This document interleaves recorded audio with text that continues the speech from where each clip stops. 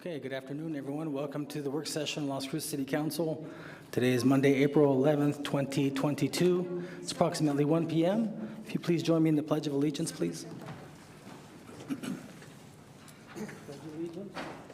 flag of the United States of America and to the republic for which it stands, one nation, under God, indivisible, with liberty and justice for all. Okay, now we're going to have our pet of the week, and Jennifer Martinez from our communications office will introduce them. Good afternoon, Mayor and Council. I am Jennifer Martinez with the city's communications office, and I actually have a picture of a cat and a dog this time. I think I left it open at my desk, and I don't know why it wouldn't open last week, but we have them today. I'll begin with our cat, Bullion. He is a 6-year-old long hair who may seem a little bit scruffy. Past his exterior, he is a sweet, gentle soul. He loves to be pet, but if he does get too much, he will very politely let you know. He does well with older kids and people that treat cats gently. He is a very unique boy, and he does even have thumbs. And then we have Edward. This little guy is, well, I can't say little guy. He's a little on the heavier end, weighing in at 65 pounds. He is a big teddy bear. He loves cuddles, and he's doing pretty well on a leash. Edward may need a little time to develop friendships with other dogs, so if you do have other dogs at home, he would like to meet them before you take him home. You can meet Bullion or Edward by calling the ASCMV at 382-0018 and making an appointment. This weekend, there is an adoption event at Staples from 11 a.m. to 2 p.m. on Saturday. And there's also a reminder that all adoptions are $50 for the entire month of April, and they're calling it the Spring Fling Adoption Event. Thank you so much, Mayor. Thank you, Jennifer. Okay, so next is Jobs of the Week, and Dr. Francisco Payades, Economic Development Co-Director or Deputy Director, will discuss. Thank you, Mr. Mayor, members of the City Council. For this week's Jobs of the Week, the Public Works Department at the City of Las Cruces is hiring a project specialist with the engineering and architecture portion, and this position is going to be paying $21.95. This position will be closing on the 25th of April for 2022. That's supposed to be 2022, not all the way to 20,000. Warehouse and backup delivery driver. We have this position available with Munger Water Service Incorporated. The salary for this position was not disclosed, and this position will be closing on the 24th of April of 2022. There's also a position available with the Commissary Operations Team Member, and this is with Keefe Commissary Network, LLC. Again, the salary for this position was not disclosed, but this will be closing on June the 8th of 2022. New Mexico State University is also hiring for an administrative assistant, paying $13.44 an hour, and this will be closing on the 29th of April of 2022. We also have a position available with Glacier with Opulence LLC, doing business as All Seasons Windows and Glass, paying $14 an hour.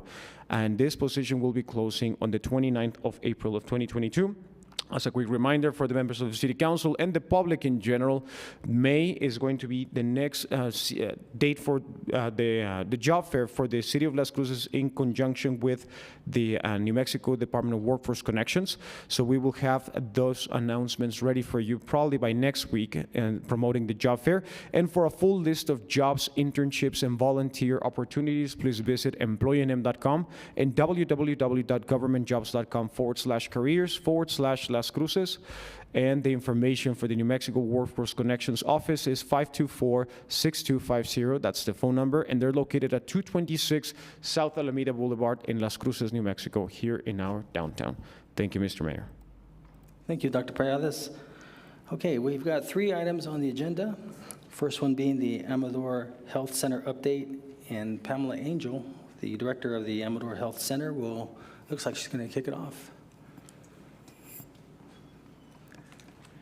Good afternoon. Thank you so much, Mr. Mayor, Mayor Pro Tem, and councilors. I really appreciate the opportunity to come today. I'm sorry we could not be here on, I think it was January 24th or so. We had already planned a successful, we didn't know it was going to be successful, trip to the legislature for more capital outlay funding for our project. Pamela, even though I announced your name, can you state for the record who you are and your position, please? My name is Pamela Angel, and I'm the CEO of AMADOR Health Center. And I think I go right here to pull this up. So here's our PowerPoint. Do you think I should leave this side on, or? I think if you hit F5, is that what it is? Or that's what Sorg used to say, F5. F5? In fact, I forgot to buy him a T-shirt. It says F5. Yeah. Great. And then let me just practice going ahead. Okay. I love the front cover of our PowerPoint because it shows one of the first weeks when we were doing vaccinations back in probably January, February 2021, right when they came out. So AMADOR Health Center is located on the Mesilla Valley Community of Hope campus.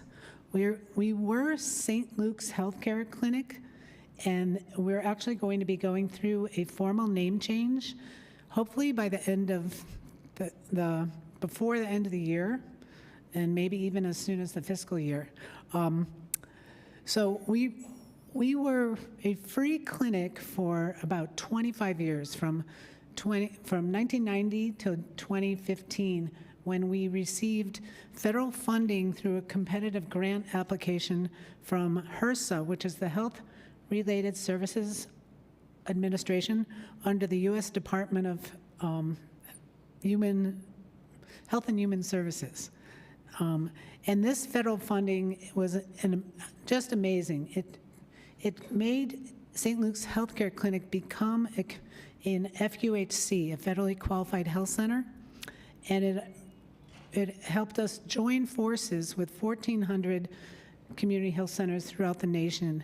And with that, with the funding comes a lot of regulations, a lot of compliance, and a lot of technical assistance and adherence to quality improvement. The community health care system, they provide some of the best care in the nation to vulnerable populations. And we're very proud to be a member of that.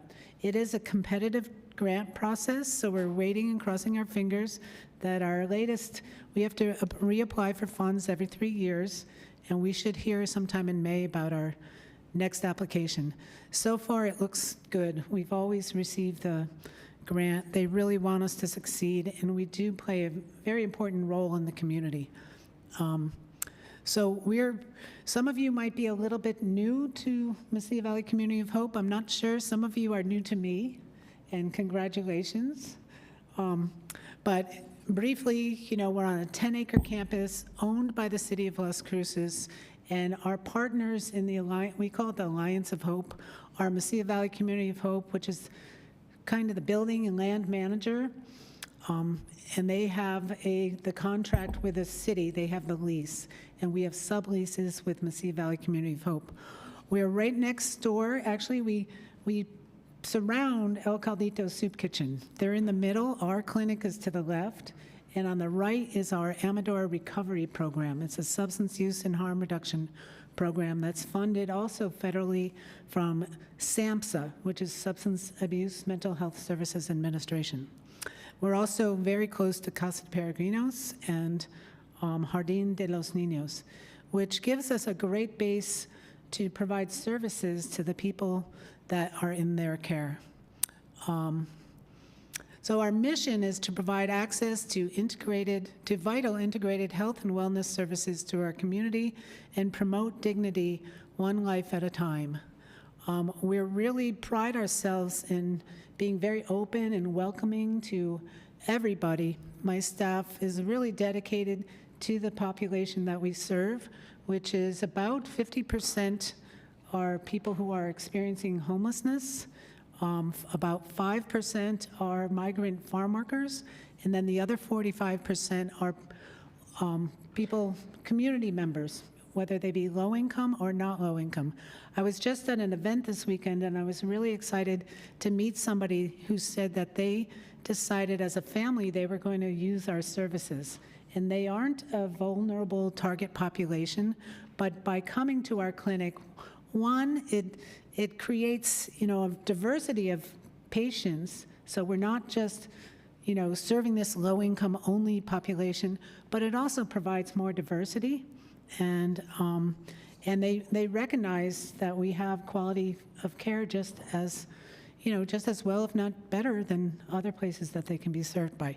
I was really excited to hear how wonderful they felt from the provider, because I don't get to be in the room and see how our providers are caring for people. A lot of our patients are migrant farm workers. We did dip lower. We were at about 7% before the pandemic, but then there was a lot of issues at the border. There weren't a lot of people immigrating. And also, I think people were just afraid or not able to get out and come to our clinic. So we actually did go below the 5% mark. And those are just kind of a target of who we serve. The services we offer, and these have really expanded with the federal funding. We have medical care, chronic disease management, behavioral health counseling, and medication management. We have a prescribing psychologist. We have a nurse practitioner who's our medical director, who became a prescribing nurse practitioner. She got her certification to prescribe mental health medications, and she's going on to get her doctor of nurse practitioner by the end of the summer. We also provide hepatitis C treatment, and we have a couple staff that specifically focus on that, and we do it through the Project ECHO program and UNM, where they can present cases to other people in the state and get information and technical assistance on that. We've started in the last 2 years providing hormone replacement therapy. And one of our goals of our board of directors for a strategic plan this year, or last 2020 they met and did it, no, actually 2019, was to reach out to the LGBTQ community. And I think particularly people who are transgendered, I think they particularly have it hard throughout the nation and the world. A lot of people don't understand it. 10 years ago, I didn't really understand it. I think we're all learning. But they thought that because we pride ourselves on being non-judgmental, loving anybody who comes from our door, that hopefully people who are transgender will feel welcoming, and they do. We've had some really neat interactions with people to find out what a benefit we were to them and to how they felt. One woman a few years ago, who was an immigrant, and she was very poorly treated in detention, and she found a host family here, and she came to us, and she left in tears saying, she felt so welcome. And I think that's what we try to instill with all our staff. We don't turn away anybody for failure to not having the ability to pay, but also, for anything, behavior, if people, we serve a lot of people who are seriously mentally ill, and we do have certain behaviors we require them to not make people too uncomfortable, but we will work with them on that. It doesn't matter what they look like, anything. If they're dirty, if they're clean, it doesn't matter. We just love everybody in the community. It's kind of, I don't know, our new logo, you probably can see someplace here, is a heart, and when the graphic designer came up with that, I thought that's really nice. That's pretty appropriate. So here, if you can see it, what's really cool is that in 2015, we only had 394 patients. And that's the first year that we got the federal funding. And we actually, in 2019, we hit our largest number, 1,024, and then COVID hit, and we went back down to 847. But then last year, we came back up, and now we're going up even further. I think we had 988 in 2021. But some of the other services, we have MAT, medicated assisted treatment with buprenorphine, Narcan, and naltrexone. Substance use treatment through the AMADOR recovery program that's located in the right side of the soup kitchen. And farm worker health SOAR helps people get onto expedited Social Security disability so they don't have to wait years and years for something that they're clearly eligible for. Dental, currently we're referring our patients to the Donani Community College, but we're going to be breaking ground probably in the next few months on adding a 4-operatory dental suite to our building and then also 6 behavioral health offices. So that's really exciting. Almost all of our staff is bilingual with Spanish-English, except me and a few others. We actually have a couple people on our board. Our board of directors has 3 people who are monolingual Spanish. I think we have to have 51% of our board members as patients, according to our guidelines of our funder. That's part of the compliance. And we're proud to say we have about 65%, and they really contribute a lot to our organization. It was hard working with monolingual people, but fortunately last year I was able to hire a resource developer who part of her job is to help with the board. And so that's been wonderful to see them really feel included. We also have a pharmacy, and currently we're using it really only for patients that don't have insurance, and about 37% of our patients don't have insurance.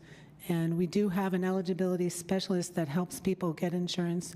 But to tell you the truth, from our evolution as a free clinic, a lot of people are not going to apply, they're not going to qualify for health insurance, and they're not going to be able to afford health insurance. So we play a very important role there for them. And then we have peer support, and those are people who are experiencing similar, it might be somebody who has a substance use. Some of the terminology changes. So you no longer say substance use disorder, you say, I don't know. They use substances at one time, but they're in recovery. Also, some peer support can be for a behavioral health issue too. And we have peer support, and that really gives people who work with them they feel like they're a peer and somebody that can really understand the shoes that they're walking in now, as opposed to somebody else, a counselor who might not have been in that situation. Here's some of our pictures. This in the center, it's this beautiful van that we got with our HRSA funding, actually the CARES Act COVID funding, and we're here below it. We're going, I won't worry about the pointer, but here we are delivering jackets and masks to farm workers, suiting up to give vaccines. Here's one of our vaccines for a child, and then events that we're doing, and let's see, I think that's about it. I'm very happy to answer any questions you want, but before I go there, let me just say thank you to the City of Las Cruces, and to let you all know that when the City Council back in 1998 decided, and maybe a little bit before then, to create the Mesilla Valley Community of Hope, it's just phenomenal. It's a jewel, I think, of our city, is that we have a place that the city supports, and that, that we care about people in our community who might not feel, cared about in other aspects of their life. And I just want to say that the fact that we're in a city-owned building allows us to get capital outlay funds from the legislature. Currently, you are expanding the area where we're going to serve people. I haven't read the master plan yet. I got it. I got the final draft on Friday, but I had a busy weekend. But it's just phenomenal. You should be very proud of the legacy that you're continuing. And as a person that's worked on the campus since 2001, for my first 2 years, I was the director of, my first 10 years, the director of Mesilla Valley Community of Hope, and then the last 10 years as the director of St. Luke's. It's just phenomenal what we've been able to do there and how we're able to serve the community. And 5 years or 25 years ago, I was the animal shelter director. And I think it's very interesting because for 25 years, I've been working in city buildings in a leadership position. It's been really exciting, and I don't have city retirement because I work for nonprofits. But I think it's really cool that I worked for 25 years in city buildings. The city's been doing the maintenance on the buildings. I've been working with a lot of your maintenance and facilities staff forever. If I wanted to, I could have tried to get a job in the government, but I think certain things like dress code, lack of adherence to a schedule, I was in leadership positions, so sometimes, I've worked my 60, 70 hours a week when it's necessary, but for some reason, I just didn't want to have to be at work at 7:59 every day of my life. So for that reason, I never did apply for a government job. But thank you for your commitment. Another thing, I don't know, do we have time limits here? I just want to say, I was thinking about this driving over. I grew up in the 60s and 70s, and I remember my mother was like, you have to take typing. She knew I could not be a nurse because I just wasn't good with blood and things like that, but I'm like, why? She said, because all you can be is a homemaker or a secretary. When I was growing up, that's it. She didn't know you can be a CEO of a community health center. She didn't know, but I was kind of rebellious. So I did learn typing, but I think most of what I learned was I worked at the Las Cruces Sun News for my first 5 years in Las Cruces. But who knew back then? I guess I did. I probably did really well in typing. But anyway, to see seven women up here, 6, sorry. I'm bad at counting. But it's phenomenal. I guess I was including the county clerk and the city attorney, so it's great. And Mr. Peely, you're wonderful. I'm so glad you got their support this year. He came over like his first month or two on the job, maybe first week, and it was wonderful. He just came over, showed up, said, hey, I'm the city manager, and he was so impressed by our campus. So thank you for your support. Mayor, we go way back. I've lived in the community for 32 years when our mayor was on the county commission. So thank you for the opportunity. I'm very excited to say when we went up to Santa Fe, we were able to get $740,000, 740 or 760? 760 for your asset, to add to your asset, because we do go up there, we do, it's your building and it's your asset, and we try to take good care of it and make it work for you as well as for us and the community. Does anybody have any questions? Councilor Bencomo? Thank you, Mayor. I just really wanted to say thank you, Pamela, for your lovely presentation and for everything that you all do at the center. I think it goes a really long way, and clearly there's a lot of passionate people working there. So I just really wanted to say thank you. Thank you. So when I was a county commissioner, I used to wear my hair really long to shoulder length. So that's probably why she got confused. Now, in all fairness, Pamela, I just want to take a moment to tell you how much we appreciate what you do. You serve such a very important part of our community, and you've been able to do this, it seemed like very effortlessly, but nonetheless, what you provide as well as the others in that campus that we have is just incredible. And I know that the few people that have visited from HUD, and they've been able to see this, the housing and urban development have seen this. They've been really impressed with not only your center, but the others that we have, and combined, they've always thought that this is the blueprint of what the future looks like for various American cities. And so thank you very much for what you do, and you do such a great job, and we appreciate the the update that you have. And I'll ask if any members of the public have any questions that they may ask on this particular item. Okay, seeing none, well, thank you very much. And so how many words can you type a minute?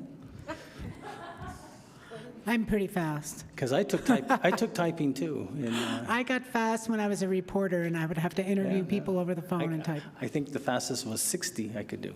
It's pretty good. Mrs. White in Las Cruces High School, I don't know about now, but I still do pretty good.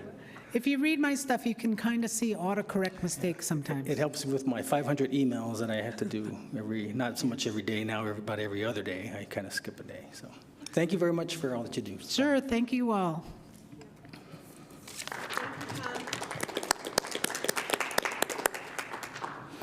Okay, next is going to be the Sustainability Quarterly Update, and Lisa LaRocque is going to, were we going to be able to show that video? I don't know why I didn't have a chance to check and see if. There you go. So, Mayor, Council, I'm Lisa LaRocque, the Sustainability Officer for the City of Las Cruces. The mayor asked to show a great PBS short special on climate change and what the latest reports are from the intergovernmental panel of climate change experts. So I hate to have to follow them, but I do think it's a great video, so I'm going to let Adrian turn it on and stand here and listen. We return now to climate change and the UN panel's latest report stressing the need for dramatic cuts in greenhouse gases to head off the worst impacts of climate change. William Brangham has the details. Can we turn it up a little bit, please? The jury has reached a verdict, and it is damning. This report of the Intergovernmental Panel on Climate Change is a litany of broken climate promises. In his typically blunt language, UN Secretary General Antonio Guterres was withering towards the world's leaders, calling today's UN report an indictment of their inaction against climate change. The third and final part of the latest IPCC report, written by hundreds of scientists from around the world, finds that greenhouse gas emissions from 2010 to 2019 were at their highest level in human history. At this pace, the planet will blow past the goal of keeping warming below 1.5 degrees Celsius in just 8 years. The UN report argues that without substantive, sweeping changes, warming will make life on Earth increasingly dangerous and deadly. While the report cited some increase in positive climate policies, it said much more were needed. This report is principally focused on the concrete actions that nations can take to reduce the emissions that are driving climate change. Those include a rapid turn to cleaner ways of generating electricity and using it as the principal source of power in our buildings and our vehicles, adapting the infrastructure of our cities, where over half the world's population lives, to make them more efficient, harnessing the ability of the land, forests, waterways, and how we farm to release less carbon and store more of it. Human activities got us into this problem, and human agency can actually get us out of it again. It's not all lost. We really have the chance to do something.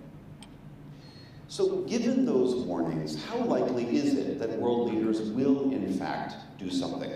I'm joined now by someone who looks closely at clean energy technology and broadly at the politics of climate policy. Dave Roberts writes the newsletter called Volts, which is also a terrific podcast. Dave Roberts, great to have you back on the NewsHour. This UN report, again, paints a pretty damning picture. Warming is accelerating. The pledges thus far to do something about it are nowhere near enough, but they try to lay out all of these things that we can do if we really get our act together. What do you take away from this most recent warning? Well, it's interesting. There's sort of two parallel paths going on here with each passing IPCC report. On the one hand, we continue running out of time and not acting fast enough, and the sort of cliff, if you will, of 1.5 degrees gets closer and closer. But on the other hand, there's the second story running alongside, which is the tools we need to solve the problem, to mitigate the problem, are growing ever more sophisticated and ever more cheap and ever more plentiful. So the need to do something and our ability to do something are both rising alongside one another. So it's just the intensity of the whole message is cranking up and up and up. I mean, I know this is one of the things that you have written about, that people don't really appreciate the real revolution that is underway in clean energy technology. We always hear about the doom and gloom side and less about that flowering. When you look at that landscape, what are the things that give you some sense of, you know what, this stuff really could work? Sure, well, I'd say the biggest chunk of decarbonization, biggest single item on the list is clean electrification, which means cleaning up the electricity sector, generating electricity without carbon, and then hooking up the transportation sector to electricity by electrifying vehicles, and then hooking up the building sector to the electricity sector by electrifying building, heating, and cooling, and then to the extent you can, hooking up the industrial sector to electricity, to use electricity for industrial heat and process heat and stuff like that. So electrification is the big menu item, and the tools for electrification, which are mainly wind and solar power, batteries, and then electrolysis to create green hydrogen, all four of those technologies are on what are called learning curves, which means every time the deployment, the global deployment of those technologies doubles, their price drops by a predictable amount. This has been going on for decades now. It's very predictable going forward. And if they just stay on those learning curves that they're on now, they are going to dominate the landscape within a few decades, purely because they will be so much cheaper than the alternatives that no one will, the sort of political argument around them will fade. They will just be the obvious option. It's all just a matter of speed, trying to nudge that process along faster, but it's underway already. So what are the levers to nudge those things along? Are they happening at a pace, though, that is fast enough, or does this require the lever of, say, a state, a government, a nation, to push them in the right direction? Well, yes, they require policy to get to hit our target, to hit our temperature targets that we're talking about. We definitely need public policy to accelerate them, because we're at the point now where no sort of purely market-driven substitution could ever work fast enough. We're talking about, completely transforming several sectors of the economy, the global economy, within 10 years. And that's just not something that will ever just happen, no matter how cheap they get. So they've got to be pushed along by government policy. And it's been very frustrating. Government policy has not kept up, has not pushed hard enough. On the U.S. policy front, President Biden surprised many with the Build Back Better legislation, which had a lot of very substantive climate change policies, but that has thus far been shelved, as far as I can tell. And doesn't that make it very difficult for the president both to meet America's goals, but also cajole other nations to try to do the right thing? Yes, absolutely. If the if the Congress does not pass the climate and energy provisions of the Build Back Better Act, which Manchin says he's okay with and everyone says they support, if we don't do that, it will be a failure, a complete failure on climate change, and we will lose credibility in front of other nations. And conversely, if we pass those provisions, we will be almost very close to the trajectory we need to be on, and it will be an enormous boost for our credibility on the international stage. All right, Dave Roberts of the Volts newsletter and podcast, thanks so much for being here. Thanks, William.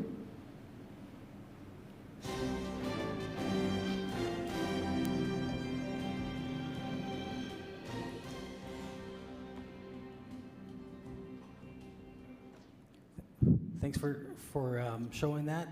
I was going to come by real quick and talk to the chief for just a second, but before I do, I just wanted to show that because interestingly, they talked about 3 items, and those 3 items we're doing. One is electrification as far as solar. The other is electronic vehicles, and then the other is the building, the heat and cooling when we're talking about elimination of the gas system, but more importantly, how we're trying to help organizations, the all-electric subdivisions, and how we're trying to help give them a little boost and expedite their approvals. So I just wanted to congratulate you. That's why I wanted to show that. You'd think that that video was about us, but anyways, thanks to you also, Lisa, for you leading the charge. We're one of the few cities when Councilor Small brought up the idea of having a sustainability coordinator to have one, and I still remember when we created that position, we didn't know what they were going to do, but you've really defined that role. Thank you so much.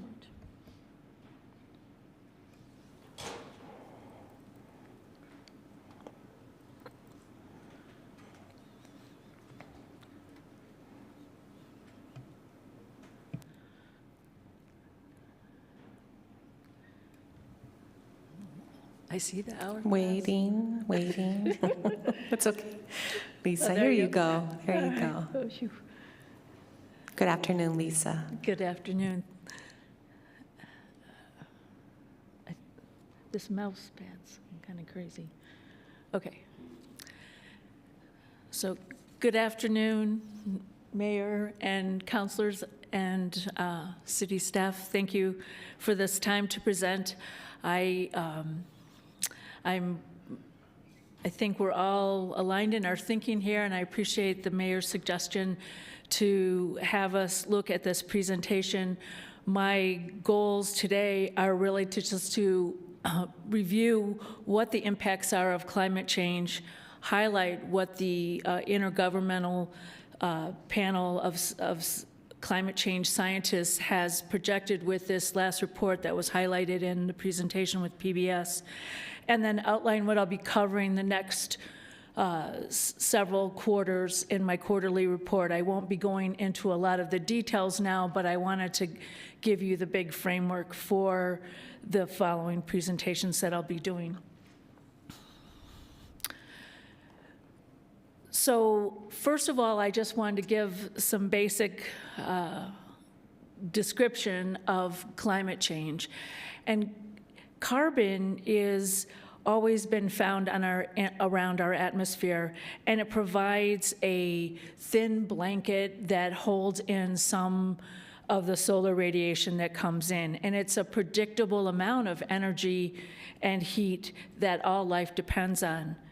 But what has been happening is that as we accumulate more greenhouse gas emissions, we trap that heat energy inside of the atmosphere, and it's analogous to the planet being on steroids in all the negative ways that you would expect. So according to the last IPCC report, which I read and so did PBS, is that for the last decade, this was the hottest decade in human history. So our challenge to address climate change is not indicated by the data of what the planet's average temperature is. And the reason that this is so significant is for many different impacts that we'll see. One of the things that you can see in the bottom left-hand corner is a map or a schematic of Florida. And this is what it's predicted to look like by the end of the century if we continue on this pattern. The red star is where Miami used to be. And this will all be caused by sea level rising from melting polar ice. The other thing that's very significant is that the carbon dioxide that gets dissolved in the ocean causes the ocean to be more acidic. It bleaches coral and it ends up killing it and all the life that's dependent on it. The third thing that happens is that the water is warmer and the jet streams are impacted by that, as well as storm events like hurricanes. So we see things like Ida's Category 4 storm that we just experienced the other year. Equally, we see lots of impacts on land. One of them is that there's often more drought that we experience because of evaporation. It can weaken trees. It can cause weakened trees to be attacked by insects, and that further weakens the trees that cause fires. This can happen in our agricultural communities as well and really harm food security. And all the while, there are lots of climate refugees that are displaced because of all of these burdens that you've seen here. These impacts are not just global, they're local as well, and we have experienced many of them. We have heat that we know has been increasing. Drought is always a serious consideration and will remain so. Dust storms are really significant, and you all experienced them, as did the Transit Center just a while ago, and fires and floods are equally problematic in our area. And if you look at the data that has been shown from climate modeling, you'll see that right now in 2025, or 2022, I'm sorry, that the last summer we had 1 month of temperatures over 100 and about 9 days that were temperatures over 105. By mid-century, we're going to see 2 months of temperatures over 100, and 3 weeks of that will be temperatures over 105. And by the end of the century, 3 months will be temperatures over 100, and 2 of those will be temperatures over 105. We will be described as another Phoenix, but the question is, will we have the appropriate infrastructure to be able to handle that level of temperature? And this is really a health risk that impacts the old, the young, those with chronic illnesses, outside workers, recreationalists or athletes, and even people who travel on bike and foot. And the United Nations Intergovernmental Panel of Climate Change predicts that we won't be able to keep warming under 1.5 degrees Celsius in the next 8 years by 2030. And what that means in terms of a projection for our surface flows within New Mexico alone is that we will lose 50% of our water flow in the Southwest by the end of the century, and that will have an incredible impact on our agricultural communities. So the climate, the IPCC reports were just put out in the last week, and so we've all had a flurry of information and activity about them. So it's mitigation of climate change and impacts, adaptation, and vulnerability.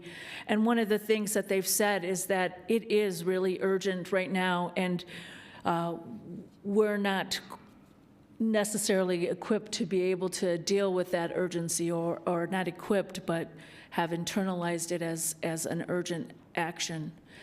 And the good thing is that the technology is available now, and that it, as it was described, that it's more sophisticated and cheaper and more plentiful than ever. So we have the ability to be able to use it, but are we employing it?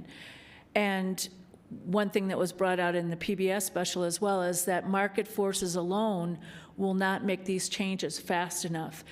It will be the least expensive alternative, but it won't happen at the rate that we need it to happen to stop the impacts that we've just described. So policy needs to be the driver, which puts you in the driver's seat here. And climate financing for mitigation, for lessening those greenhouse gas emissions, must be 3 to 6 times higher to keep warming under 2 degrees Celsius. So what does that mean for us? We've done a climate action plan. We've looked at where emissions occur.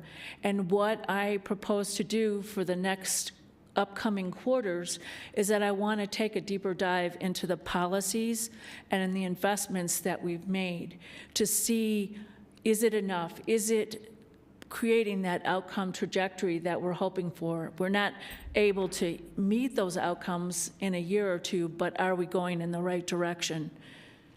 And if you look at what we're doing, and this is what the mayor said earlier, is that the strategies that we're choosing are the right strategies. According to the IPCC, designing walkable cities, shifting to electrification of vehicles is the right way to go.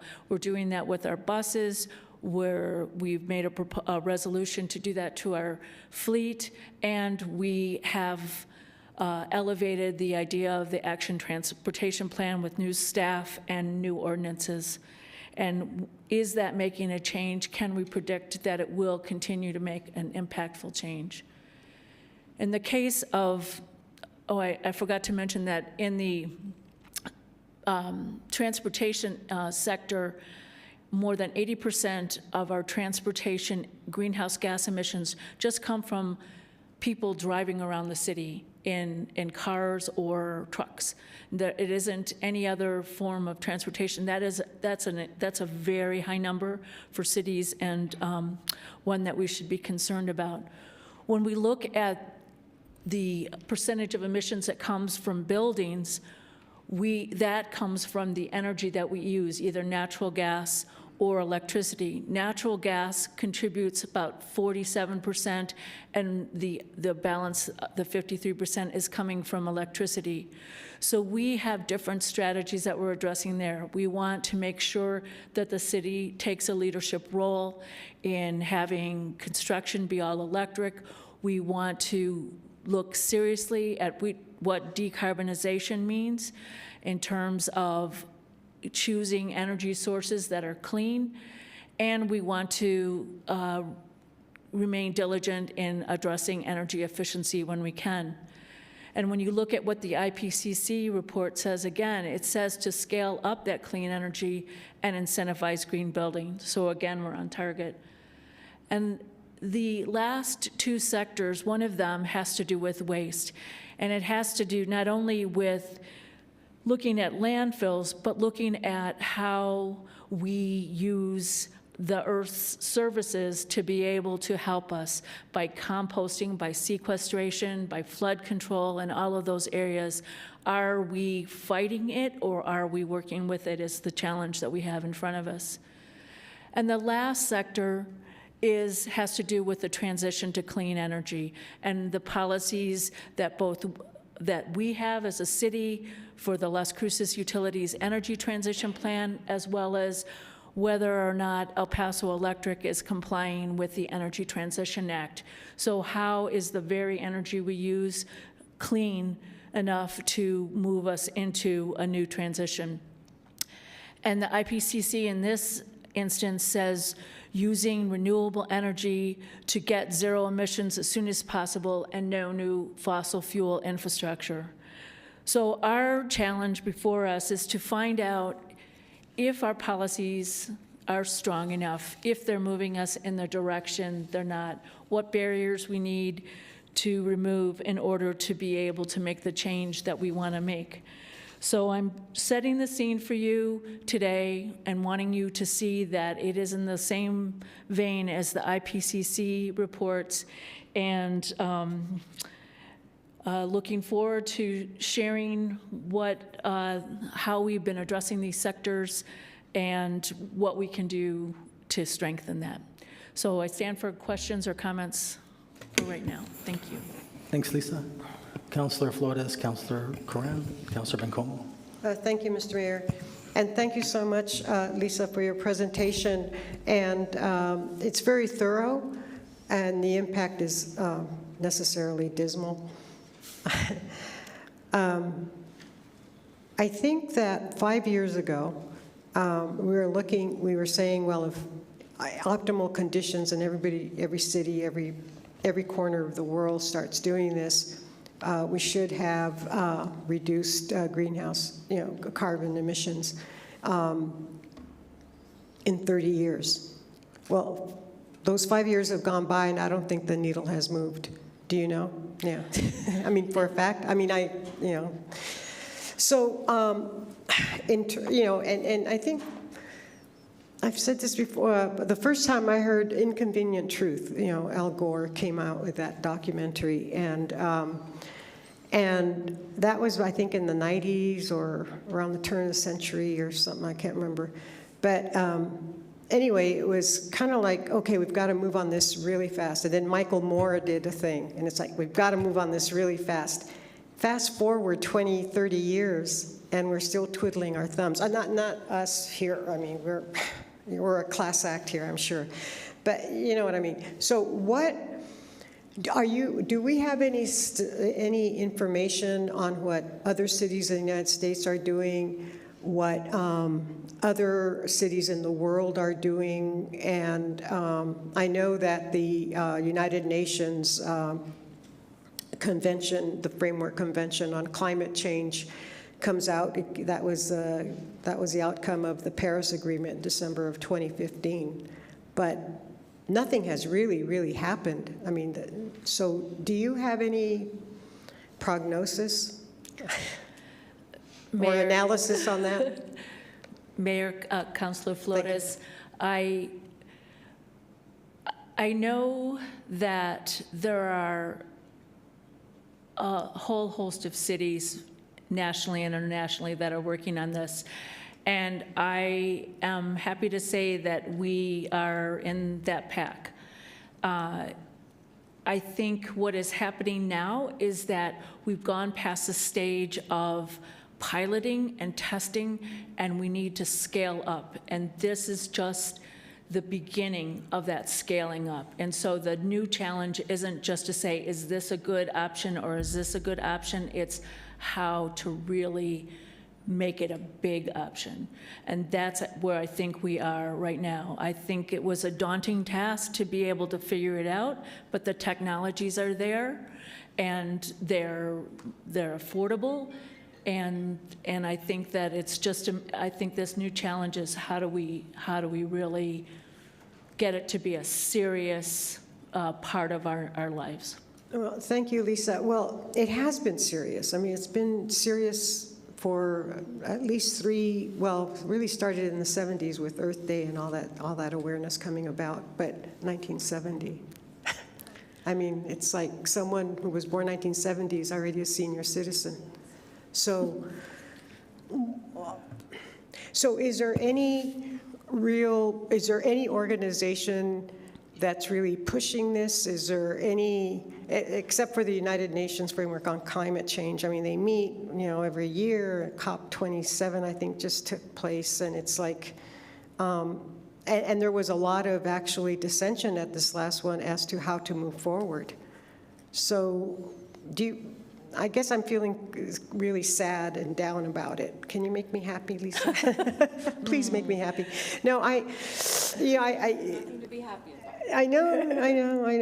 And I think, I know that the city is doing really good things. And there's pockets and cities throughout the United States that are doing well. There are countries in the world that just can't do a lot. Like Indonesia has made it very clear that they need airplanes. They're an island country. So they need that transportation. Otherwise, they're literally islands. They're literally isolated. So is there any real, I guess, a real wake-up call to really energize movement towards a real goal? And it looks like now we're looking at, 2050 before we reach some of these goals? Mayor, Councilor Flores, I hope that we see that we will be chipping away at those goals the whole stretch from now until 2050, but I think I've seen that many cities are trying to even push that forward to being net zero by 2040 and other strategies like that. But to answer your other question, to make you feel happy, I'll try. I feel very fortunate, I think Jenny and I both do, that there is a host of organizations that are out there that are working diligently on looking at issues of equity, of looking at issues of how to scale up, of doing the research that's needed to show the benefits of these areas to write the draft policies that help solidify the changes that we want to make. I think there's a lot of resources out there, and many organizations that are that are around to support the city. And I think that if we didn't have that support, we would not be where we are today. And Lisa, you mentioned that our emissions here locally, 80% are of those greenhouse emissions here in the city is now up to 80%. It used to be 73%. So when you said 80%, I thought we were doing a great job. Why is it now? So did I hear something wrong? Yeah, I probably did. Nothing new. Mayor, Councilor Flores, there's a lot of percentage numbers. I was trying to avoid the majority of them today because I can dive deep into numbers. But it was 80% of all of our transportation greenhouse gases come from us driving around. And so half of our greenhouse gases come from transportation. And of that, the majority of it just come from us driving around the city, because we are not walking, we're not using public transportation, we're not building cities that are walkable because everything is spread out. And those are the baseline numbers that we have. I'm not sure what it's going to look like as I try to analyze those numbers since 2018 when we did it. I hope there's a little glimmer of hope, but I'm not sure. And do you work with other cities that have similar populations as we have? Not necessarily all the demographics, but just population-wise, in terms of how they're doing. And do we as a city work with other cities? Or, I mean, you did say there's organizations, but is there a real cohesiveness there insofar as doing apples to apple comparisons insofar as growth and progress in that regard is concerned? Mayor, Councilor Flores, there are a lot of other cities that we work with. We have a strong network in New Mexico. The mayor is a co-director of the coalition of, not director of, Co-chair? Chair, thank you. A co-chair of the Coalition for Sustainable Communities in New Mexico. We have a whole network of people that deal with climate adaptation issues in the Southwest that we meet with all of the time, that are in Texas, Arizona, Southern California, Utah, Colorado, and that we share best practices there. And then there's national organizations like the Urban Sustainability Directors Networks that really drives a lot of the change. So yes, we are all learning from each other. We have the ability to share RFPs or contracts or best practices or test pilots. That's what we do all the time. Great. So yeah, I just really wanted to know exactly where we were insofar as a mass movement. So. Oh, I believe that there are a lot of crazy people like us. Oh, great. Wonderful. Thank you so much. Thank you so much, Lisa. Thank you, Mr. Mayor. Before I get to Councilor Coran and Councilman Como, Councilor Flores, looks like, of course, the United States is doing quite a few cities, Europe, quite a few, Canada, a couple in South Africa, South America, one in South Africa, a few in Australia, and then also it looks like Japan, Korea, South Korea, and like Thailand. But it looks like the biggest improvement should come from China and Russia. And I don't see anything there. And like I said, just one in Africa. May I ask another question? Okay. It's your fault. Yeah, It's his fault. I need to So learn speaking of Russia, and I don't mean this to be political at all, but I did hear that if there was a out-and-out war, I mean, it's pretty bad as it is, as far as I'm concerned. There's a war out there, but that if certain warfare was being used, that would have a super negative impact on climate change. Is there any analysis on that? Not getting political, just in terms of a war. Mayor, Council Flores, I don't think I'd be able to speak on that right now. I'm sorry. Okay, sure. Councilor Coran? Lisa, thank you so much for your presentation and for representing on sustainability, I think, in every venue. So I really appreciate you elevating our land and us paying mind to how we treat it and our impacts. I just wanted to sort of point out that the Transportation, Sustainability, and Infrastructure PRC, which Lisa contributes to significantly, we have a meeting coming up on May 3rd, and I just met with Andy this morning to talk about what might be on that agenda, and among the things we're looking at the Elevate policies and ordinances or things that come from our Elevate guidelines, sort of that we might start working on in terms of policies and ordinances. And I'm hoping that we can have a sustainability orientation in those and identifying some of those policies. So we barely just talked about that right before this meeting. So I was going to loop back with you and ask if we could prioritize sustainability in particular in those conversations so that we can make sure that we're paying attention to the policies that we can enact sooner rather than later. And so May 3rd at 8:30 in case anyone cares to join us. But I just wanted to point out that that's on the agenda coming up. Thank you, Lisa. Thank you. Councilor Bencomo? Thanks, Mayor. And thank you so much, Lisa. I think you know how much, how grateful I am for you and how grateful I am and how lucky I think that City of Las Cruces is to have someone like you who's really an expert in this field. You know, I recently also read an article about how climate change is impacting pollen, thus impacting allergy season, which I heard many sniffles in the audience right now. Mm-hmm. And so even if you're like, is it that bad? I mean, even something like your allergies is being impacted by climate change. So these are not things that are in the future. These are things that are happening yesterday, right now. And so I just wanted to point that out because sometimes we don't fully understand why why this allergy season was so much worse than other allergy seasons. But there's always a reason.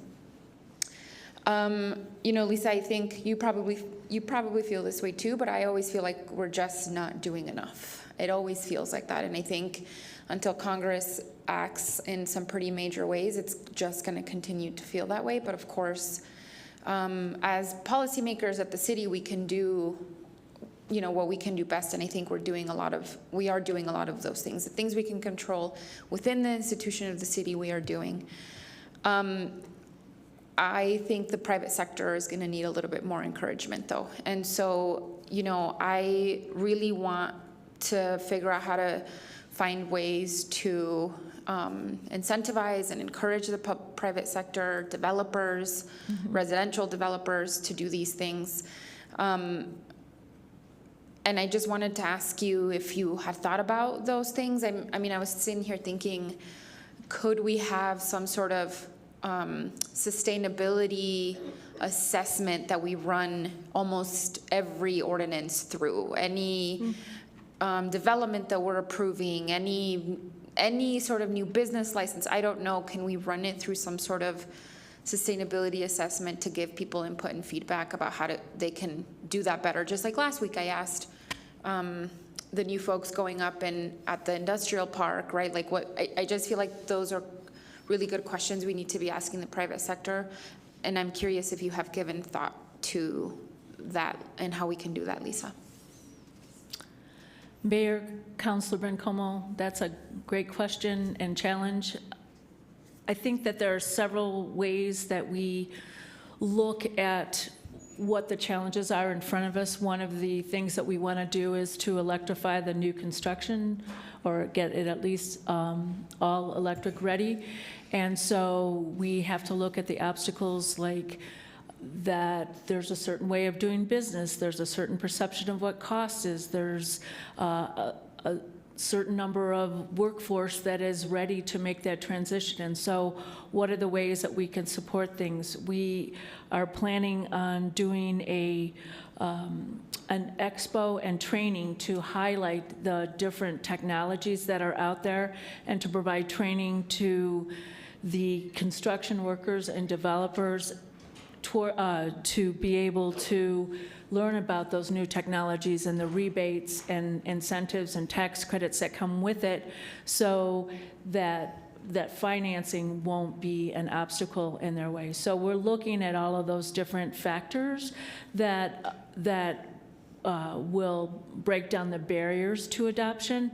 And those are, some of the things that were happening and that are happening now. And I've already found that in the private sector that there are a lot of developers that are supportive of these changes. They see the merits in them, and they recognize that the country is doing that too, and that this is something that it's inevitable and is cost effective, as was evidenced in there. So I do believe, I feel the sense of change coming, and that there's a greater amount of support for that. And I welcome anyone's feedback on how we can, further that and in encouraging others to do that. But I'm very cognizant of it, and if there are other incentives that I hear about, I try to share them as well. That's great. Thank you, Lisa. I think what I want to avoid is having sustainability be an afterthought. Like, it just needs to be weaved into the DNA of everything we do and every decision we make.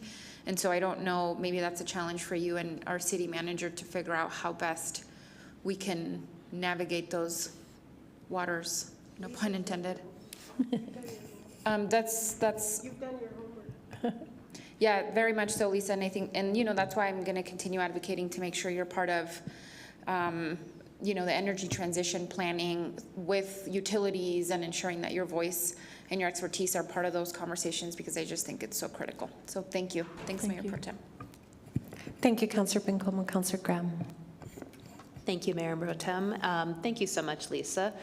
I'm going to take us down even another step, because I think Mayor and Councillor Flores were speaking really cogently to the global, Councillors Coran and Bencomo bringing us to the municipal level. And for me personally, I find these conversations like this can be so overwhelming and disheartening, and you're kind of left feeling helpless. But I also like to turn it around and say, at the individual level, what can we do to feel empowered that we, as the citizens, are doing our part? And it sounds an obvious answer is being a little more mindful of our driving. But what are those individual actions that we can take to help make a bigger difference? Mayor Pro Tem, I'm sorry, I'm talking to, and Councilor Graham. Another good and tough question. I think that we have to be open to change, to explore that there are better ways of doing things that aren't a huge leap, but an important one, an important step. And I feel like people get into the habit of doing things the same way all the time, and it's difficult for people to make change. It wasn't that hard for people to put masks on during COVID, but it really seems hard for people to bring a reusable bag to a store. And I understand the paramount importance of being healthy and safe in a mask, but how do you change those simple practices? How are you aware, just thinking about whether you buy organic, whether you buy local, whether you avoid plastics of any sort in clothing, whether you repurpose things. I mean, just being aware of your consumptive habits that have such a great impact is really significant. Like, why are you using styrofoam? I mean, there's just, I'm sure that you're like, oh, I'm not trying to make anyone feel guilty. It's just that being aware that those choices are out there and saying, you know what? Today I'm not going to do this, and just continuing that until it's a habit are really important things. You don't have to change climate change, but you could just change of behavior. And I think just being cognizant that you want to do that is a good step. Yeah, thank you so much. I'm doing some self-reflection up here, thinking about my own habits and maybe applying that same sustainability lens that Councilor Bencomo was mentioning for our ordinances to my everyday life. I appreciate that. I appreciate that reminder. Thank you. Thank you, Mayor Pro Tem. Thank you, Councilor Graham. Something to think about. I have a couple of questions, Lisa. Mayor's still out, so I'll continue to preside over the meeting. But let's see, slide 10. Could you go back to slide 10, I think? And what made me, sequester. What is that? Oh, sequestration? Sorry, I'm bad for No, it's vocabulary. okay. No, I'm going to it's be good. vulnerable out here and say I don't You always should. know everything about this, so please help me. So there's different ways that you can minimize the amount of carbon that's in the atmosphere. One of them is not to put so much carbon, not to burn it and send it up to the atmosphere. The other is to have places to store it. So storing it can be in the ground. That's a way to sequester things, and another way is to put it in plants, because plants photosynthesize. They take the carbon out of the atmosphere and they use it to grow and to photosynthesize, and so the carbon is embedded in that. So having trees would be a way of sequestering carbon. Got it, yes. Okay, so I was reminded last week a couple of times about, in several different meetings, about what we could do together, right? And that truly we're in it together. And so I see out in the audience one of our sector leaders in transportation, Dr. Michelle Adames. And we had a lot of dialogue and maybe not really understanding the impact it would be to ride the bus, right, as it relates to this.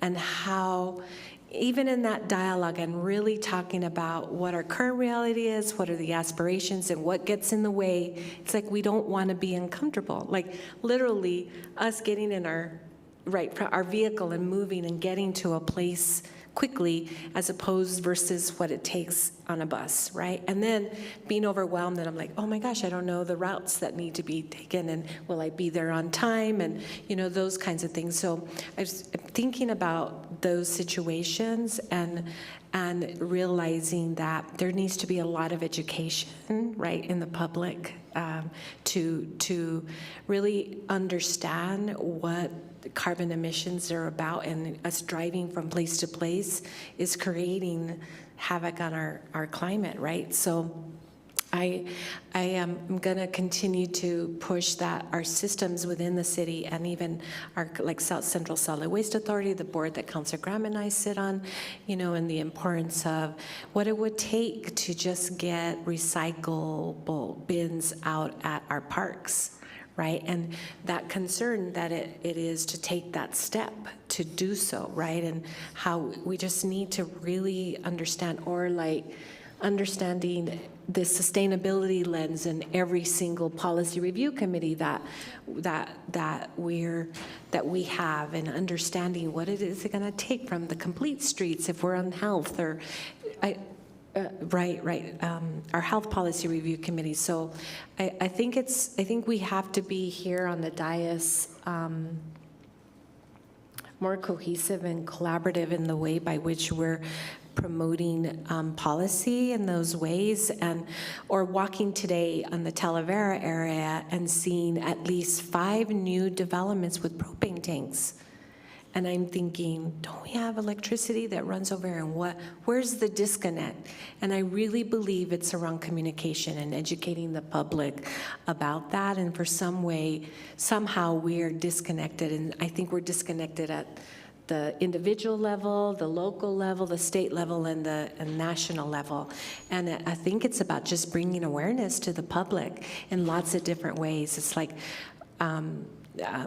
trying to understand, remember when we moved into some of these things, like we were, for example, animal services, like the importance of taking care of animals, and we've gone to the city, or recycling. I mean, I learned recycling from my kids. Someone went to the school and spoke to my kiddos about recycling, right? And so just being more conscientious, I think, and this is not pointing fingers at anybody, but it's really being very mindful about how we present information to the public, because I think people are getting used to bringing their bags, right? I know I am, but I'm more cognizant of like going to places that don't sell styrofoam, like getting, a drink and bringing my own drink, my own cup, if that's even feasible. Those are things that we all have to think about, I think. So for me, it's, getting very strategic, Lisa. I love what you have here, and I like when you do those matrices, right? Like the side-by-side comparisons about where we need to be, and then just understanding sort of the policy. So when you talked about the landfill, I think you got a call, because I got a call, and I told them about you, our sustainability officer, but also shared with Councilor Bencomo putting solar panels on our landfills and what that would take, and what does that mean? And I was like, that's a really good idea. I didn't really think about that, especially those that that we move into different cells because we've already used, right, that land, and what would that mean? So I'm thinking about these things. I don't always know what the right move is, and so I would really like to see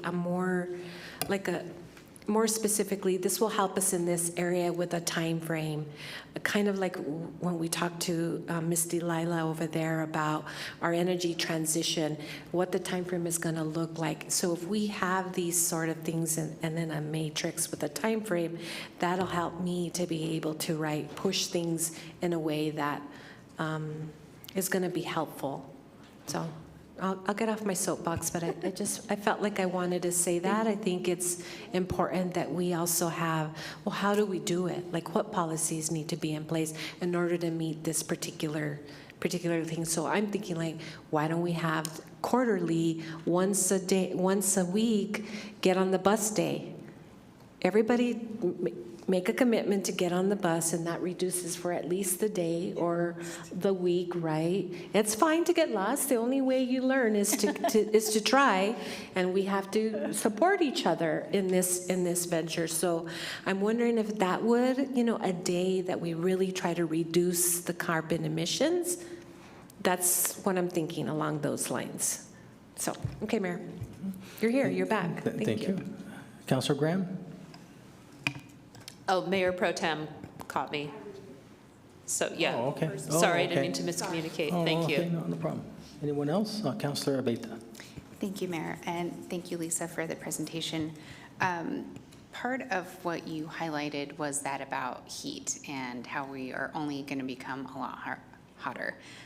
So I think my comments are mostly for us, Mr. Peely and staff in general, but just making sure that we're planning for that, because I think that's something that I don't think is preventable at this point from happening. So when we are, as something I say as simple as playground equipment, which I'm finding is not simple, but just making sure that we're designing and accepting those types of parks that are able to withstand that increased level of heat that we're going to have, that, our bus stops have shade, appropriate shade, so that it does encourage people to use them, and knowing that they're going to have to wait. So I think that's something that I'd like to make sure that we're planning for some of these items that are inevitable.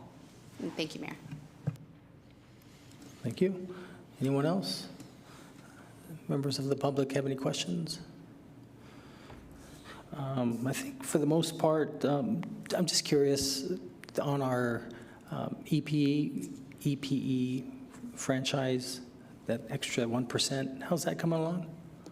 For weatherization for our low-income houses? Do we have a status on that? I wouldn't be able to Mayor, I don't have an update as to where we are with that. Yeah, it was a EP franchise, so I don't know if Ifo or Jennifer might have. Do you have some? Yeah, Mayor, we're working on the franchise agreement right now. I don't know if I can give you a timeline on when we bring it back, but the franchise agreement is to raise that from 2 to 3%, and then separately we would come back, independent of the franchise agreement, to determine where those funds will be spent. But that increase is happening right now. Oh, okay.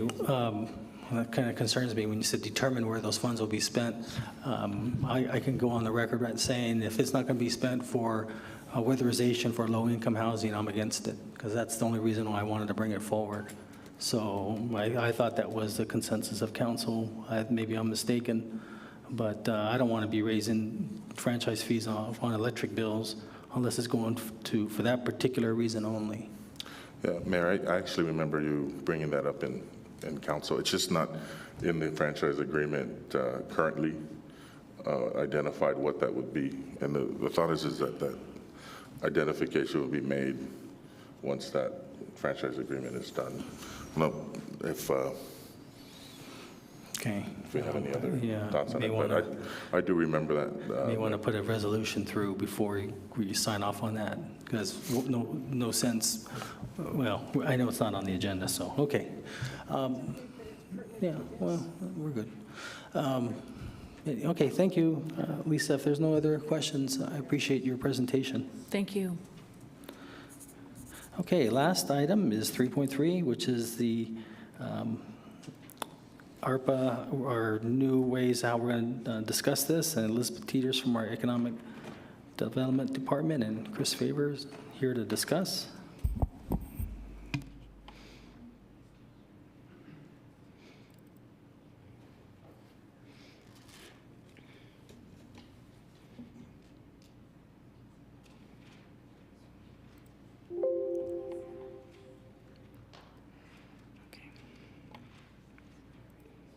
Okay, good afternoon, Mayor and City Council. My name's Elizabeth Teeters, and I am going to talk to you today about a proposed new path for ARPA. So a little bit of a recap on the timeline. City Council approved the ARPA process, the RFP process in September. The applications opened in September as well and then closed a month later. The council first reviewed the applications that were chosen to be funded on December 6th. There was a work session on December 13th to discuss the internal audit, and then it was decided to be tabled on February 22nd of this year. A little bit of background, just a reminder that the city did receive $24.8 million, and we are getting those funds in two different tranches. We received the first tranche, and some of these projects are already in motion, and then we're getting our second tranche next month. So the funding we're talking about today is the $11.4 million in the community and economic development initiatives, well, $10.4 million. And before I go into our proposed process, just wanted to give you a little background on kind of how we got here. Chris and I, are looking at this with very new eyes. We weren't part of the ARPA process at all, so we really kind of dug in and figured out from the ground up exactly what's supposed to be funded, like what projects can be funded and can't. We haven't actually looked at the applications at all. We've been focusing all on the process itself. And Natalie was great throughout the entire process. She laid all the groundwork. She did all the hard lifting. And so she's been there to help answer questions and give us examples if we needed it. So, it's been a group effort, and then City Manager's Office has been reviewing the documentation as we go along. So what we're looking at is potentially 5 steps. So we're going to recommend to the evaluation committee, which is going to be 3 people. We'll evaluate the 21 applications that already exist for eligibility. The second step will be an internal audit review, and at the same time, meeting with the ineligible projects to talk about a potential appeal. Step 3, the scoring committee, which is made up of 6 people, will do their evaluation and make their funding recommendations. Step 4, another internal audit just to make sure that everything is still staying on track. And then step 5 is a recommendation to City Council for approval. So the eligibility is the biggest part. There are 3 different areas when it comes to eligibility: capital expenditure, subcategories, and compliance and reporting. And we're estimating it's going to take about 2 weeks for the eligibility committee to come up with who will and will not be eligible. The first one is capital expenditure, and you'll see that we kind of tried to break it down as simple yes or no's, taking out any kind of gray areas. Not all projects have capital expenditure, so if you don't have capital expenditure, you just move on. If you do, it has to fit into one of the eligible categories that's in the final rule. If it doesn't, it's not eligible. If it does, it moves on. The next one is the subcategory. So there's 4 areas that projects can fit into.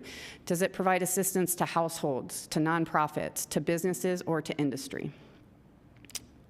And here's another a flow chart with another like quick yes or no's. So for example, assistance to households. What kind of impact is it going to have? Is it direct or disproportionate? Yes or no? And if it does fit into either direct or disproportionate impact, is it an eligible project that's in the final rule? Yes or no? If not, you go through all 4 subcategories in this way. But if it is, then your project gets to continue going on to the third part. To go into a little more detail about the directly impacted and disproportionately impacted. So the project has to identify a COVID-19 public health or economic impact on an individual or class. So if it is directly impacted, these are classes experienced that have experienced the general broad-based impacts of the pandemic. Or if it's disproportionately impacted, classes, they've faced meaningfully more severe impacts, often due to pre-existing disparities. And each one of these disproportionately impact for every subcategory has criteria in the final rule. So we basically have laid all that out for the eligibility committee, and it's either a yes or no, and you justify if one way or the other. And then whether it's directly impacted or disproportionately impacted, the project just has to be built around that. And then the last part of the eligibility is the compliance and reporting. So every project has a budget, and within that budget, it needs to fit into an expenditure category that's written into the compliance of the final rule. So the number and the justification, it has to either be an indirect or a direct impact. And then there's also definitions for reasonable and allocable. And then if they are, you justify it. If not, you also justify it. So at the end of that, if you have the necessary yeses to move on, your project will be considered eligible. So step 2 is an internal audit, and this is where the internal auditor will review the evaluation process to this point. We will not move on to scoring applications until the audit is complete. And at the same time, there is going to be a sort of an appeal process. I don't know if that's the right word, but actually sitting down with those projects who were deemed ineligible and talking to them about why they're ineligible. If there's an opportunity, there's not a lot of leeway between the directly impacted and the disproportionately impacted projects for each of the subcategories. But if there's some leeway, could they do something a little different to make them eligible? But more realistically, is there something in your budget that's making you ineligible that you can do without? So if this is probably a bad example, say 2 employees you want to hire for this project, but it makes it ineligible. Can you do this project without those 2 employees? Then it could possibly make you eligible. And then after that process is done, that goes to the internal audit as well. And we'll go through the process to make sure that we're staying on track. So another thing to consider is that if the eligibility committee and internal audit deem the same applicants eligible, we will advance all eligible applicants to the funding stage and skip the scoring stage if everything ends up being the same.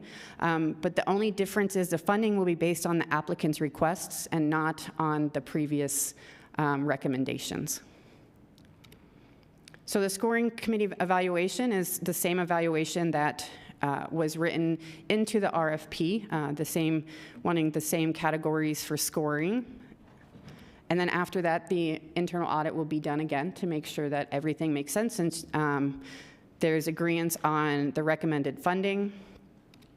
And then the 2 committees we've come up with, 3-member evaluation committee, and then a 6-member scoring committee that's comprised of members from all over city employment. So this is a recommended staff timeline or for the process. So we're here today for the work session. In the next few weeks, we're going to be putting the eligibility committee through a training. It'll be like they're back in college or something, learning everything. And then on May 2nd, the plan is to bring a process to you to adopt for resolution. Right after that, we're going to send the approved process out to the applicants so they're aware of where we are and what the plans are. We're going to have a virtual meeting with the applicants to be able to answer any questions they have about this new process. There will be a 2-week eligibility committee review, and then the internal audit review, and at the same time is when we'll be meeting with the projects that have been deemed ineligible. And then once that is done, I put the line there because if it's decided that the projects are the same, deemed same eligible as last time, that is where the process would stop and skip the scoring portion of it. If not, the scoring committee will have a few weeks to do their scores and then make their funding recommendations, and then it'll go back to internal audit for a month. And then we'll get our confirmations, and the plan would be August 15th to take the recommendation to City Council.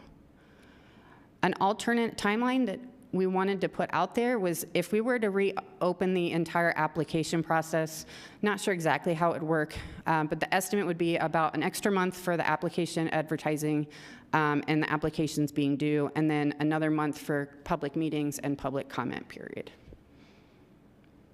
And I went through that really fast, but if you have any questions, I can hopefully answer them.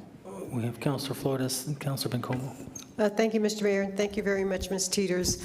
I went through the CFR from the Treasury, and it was interesting because I didn't see any language in there that said subcategory. I saw the language of recipients, which are the state and local or tribal governments receiving fiscal funds in response to the COVID crisis that we're in, financial crisis that we're in. So I don't know what a subcategory is in your presentation. All I'm familiar with is the recipient, which is the governmental entity, the beneficiary who would be given money directly, and then there's the sub-beneficiaries, and those are the ones that would benefit from the beneficiary. And the other thing I didn't see was that it was limited to nonprofit organizations only. And the other thing I saw, and it's clear throughout, because I did mention last time, because Amy, I believe, said that there was a lot there to go through, that they hadn't gone through those pages, and I think that's why we're here today. But, and so it was, my concern is that there isn't, what I said was that she said there's just so much criteria. There was something about how it's problematic to make determinations, and I don't know exactly what she meant, and it doesn't matter because we're here today. What the CFR says very clearly and repeatedly is that it's a given that everybody suffered from this pandemic. So when I see your breakdown as to showing the yes, the no, the yes, the no, that if you, and I remember saying to Amy, you know, courts, a court of law takes judicial notice. And what the CFR did, the Department of Treasury did, was take notice that everybody has suffered from this pandemic. And I have no opposition to 501c3s receiving money. I personally give what I can, as much as I can, and I believe in 501c3s, and I think the work that our agency, our nonprofits are doing here are monumental to keeping a safe and whatever society that we have. All that being said, I don't understand why only 501c3s are being looked at, and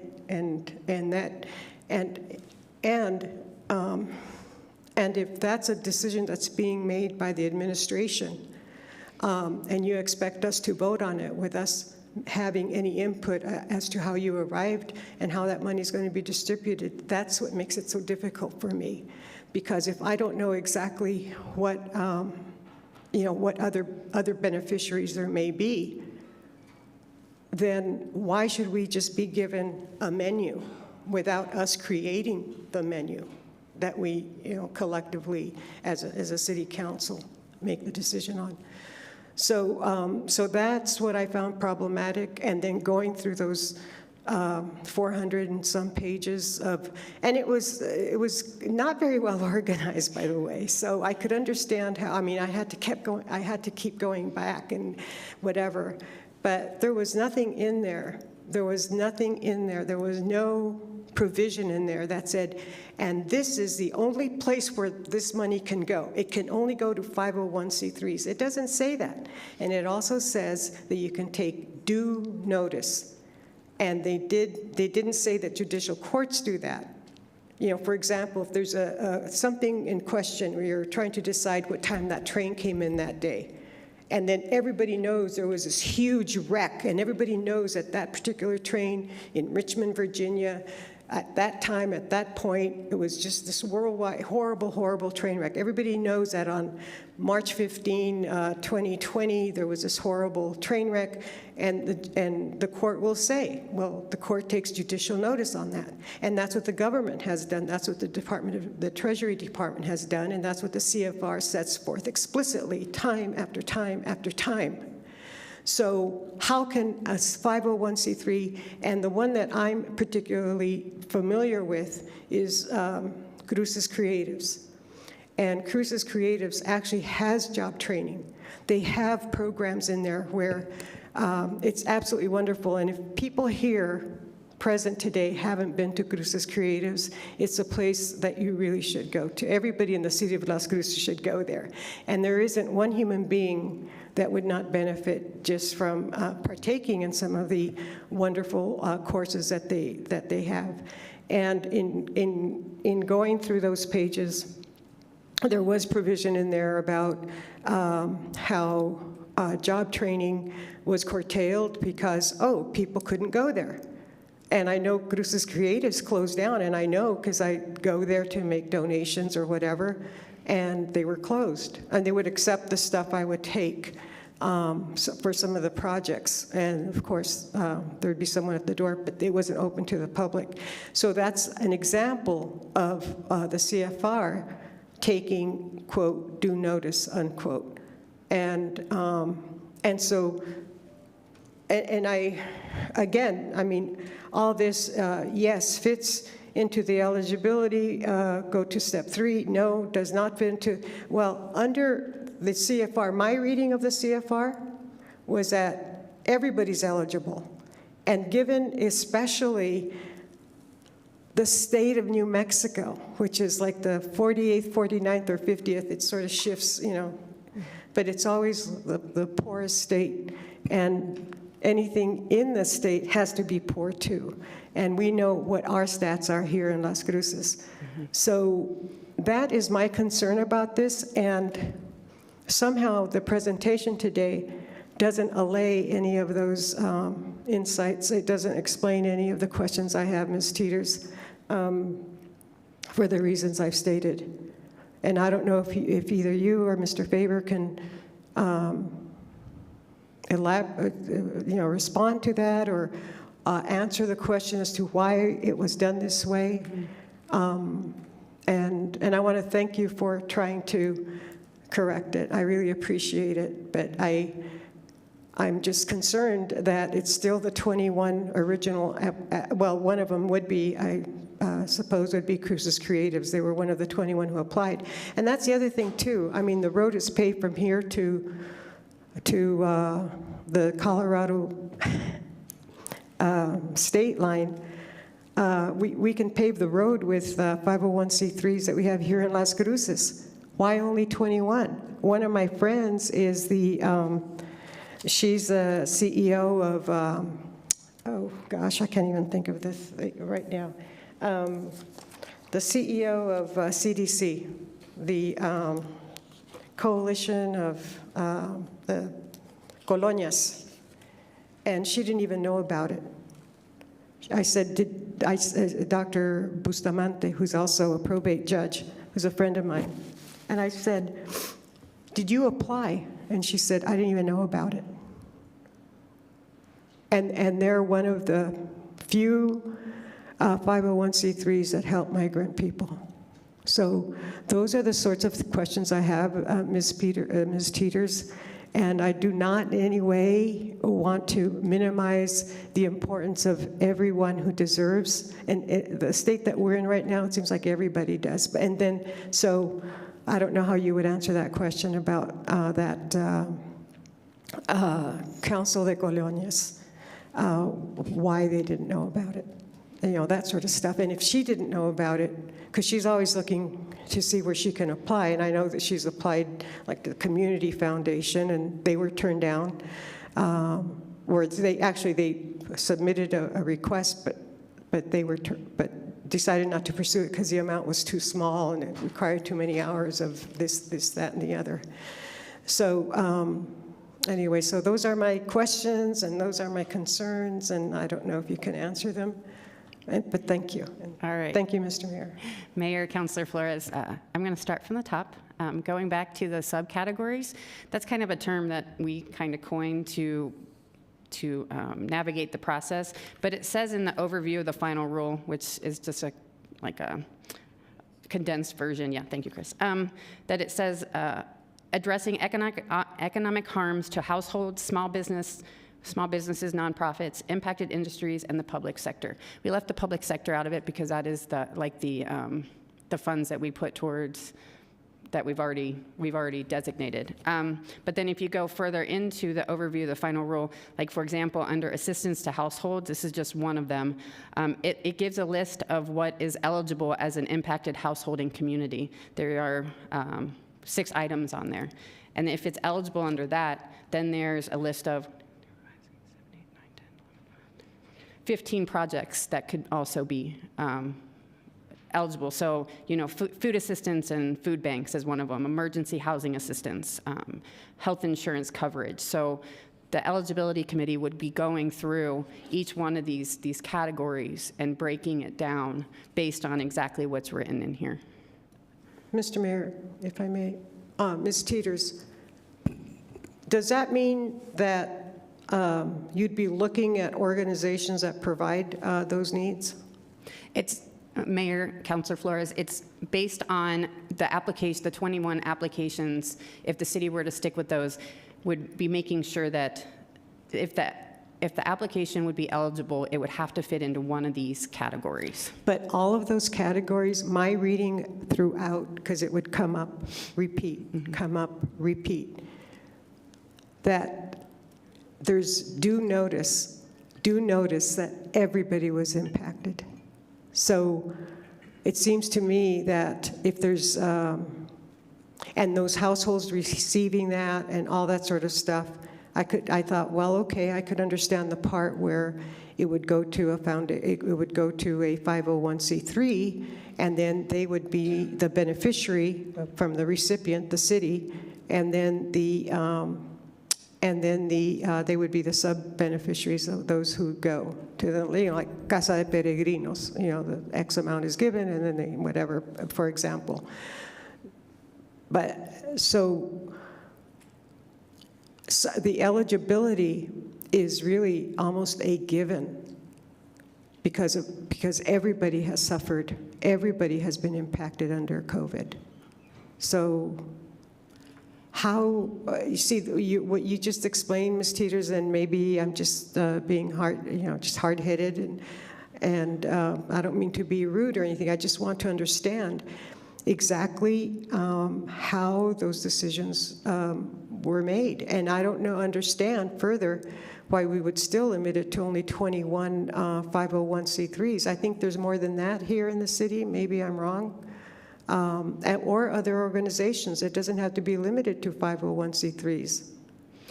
Mayor, Councilor Flores, to address the 501Cs, it's not just threes, it's, so government organizations can also apply. But the reason why it was decided to do it this way is because we wanted to use the funds as pass-through funds so that another organization, a 501c, would actually be administering the program instead of the city administering in-house. So it's not that, you know, you brought up small business or business assistance. Somebody could have applied, you know, we have a few applications that actually address business assistance, but, you know, more could have. So that's kind of why that was done that way. As for why others didn't apply, you know, we did the full notice of application, put it out there and everything. So, you know, maybe people just couldn't get the information in time. I don't know. I can't say exactly why other nonprofits didn't apply. And as for the eligibility,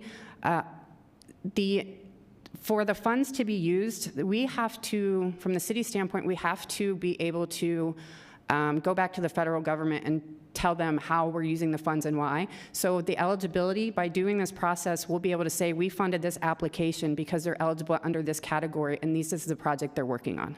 So by doing this due diligence, while it's going to be timely, it'll give us the justification we need to be able to give the funds to these projects. But you know, Ms. Teeters, I think that we would not, being a city in the state of New Mexico, would have any difficulty in explaining to the federal government why or how this particular distribution or, you know, the beneficiaries were, you know, how they were determined. I really don't think that that's going to be limiting us to the ability to distribute the money more, at least more extensively. I really don't. I don't think that there's going to be any problem with the distribution of the funds that the city has received in that respect. I mean, there wasn't any problem in the other categories. I mean, we already distribute some capital money that went to our Go Bond program projects. So I don't know. I'm still at a loss as to how. And I thought, well, maybe it's to expedite things and to get things moving along. And I think it's wonderful, and I think it's terrible for organizations that were horribly, horribly hit and will probably have irreparable damage as a result of the economic loss. But I just feel that since we have the fiduciary responsibility up here, we have that, again, that moral and ethical obligation to make sure that we're doing this in a fair manner. And again, with all due respect, somehow I am not satisfied. I don't get that sense that I truly understand your process or procedure. Again, thank you. Thank you, Mayor.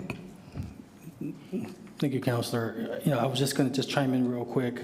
You know, of course, it's up to the council, but I was one who supports just the same 21 applicants because it wasn't their fault because of the process. They did what they needed to do, and it was, you know, it was ours, and so our fault. And so I guess I think about it as, and I know this has happened maybe to you, I know it's happened to me. Imagine we have we're flying out somewhere, we have our plane ticket, and then all of a sudden, and we're almost literally getting ready to be seated, and then they change the gate, and imagine if they said, you know what, and then that was all the tickets they had to sell. Imagine if they just said, you know what, we're going to just open up to everybody. I'm going to say, wait a minute, I have my ticket.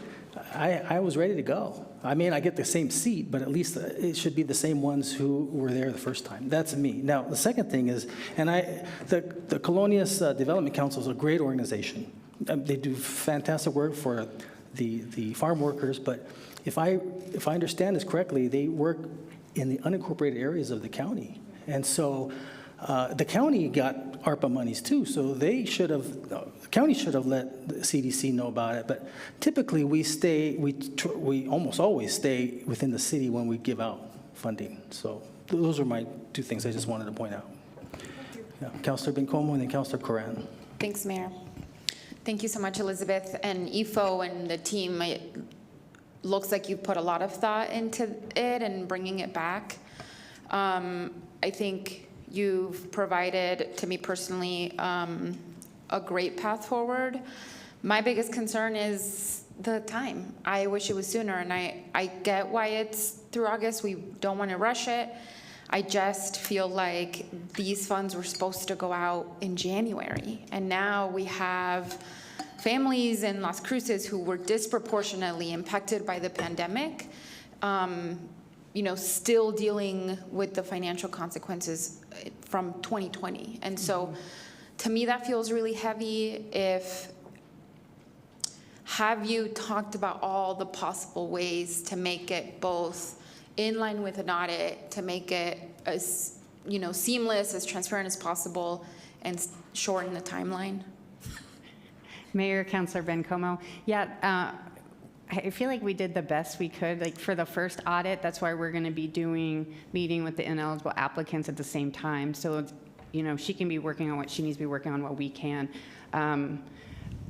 Unfortunately, the second audit is going to be right before the recommendations. So, she has to have everything and take into consider, everything that encompasses this entire process. So, if things move faster and we can keep things rolling, it can be a little shorter, but we wanted to give a conservative time. Okay. Yeah. Thank you. I definitely appreciate the 2 audits. I think that's good and transparent. How much will you be able to very publicly show all of that, both the results of both audits? Mayor, Councilor Bencomo, yes. Great. And it was so funny, I was typing in here, training for the 3 people, and then literally the next sentence you said that there would be training for those 3 people because this is intense information. And I feel like we're so lucky to have people like Amy Bassford and Natalie who eat, breathe, live this, and so there will be training for those people. Okay, and the rubric is the same that this council has already approved from last time for the second phase? Correct. Okay, thank you. Now, I'm curious about the 21 applications. I fully support that. I'm just now curious, though, about will they be able to make changes given that they've budgeted out for a timeline starting in January, and now the funds might not be available to them till late August. What will that conversation look like with the applicants? And then if you say you can change the 21 applications, and then are they going to be able to change them fully and completely and then still be within the time frame? Mayor, Councilor Bencomo, I haven't really thought about that. I would say, when we're meeting with the ineligible applicants, we could potentially meet with all applicants and talk to them about their projects, the impact that taking so long has had on their projects, and if there's any potential changes. I think if we allow each applicant to completely change their applications, it's just going to take a lot more time. But sitting down with them and getting to the point, since your timeline's back, 6-8 months, what does that look like? At least the budget piece. Yeah. I think that would be important. Can you go back to the scoring committee? You kind of flew right past that. Okay, great. How did you come up with this team?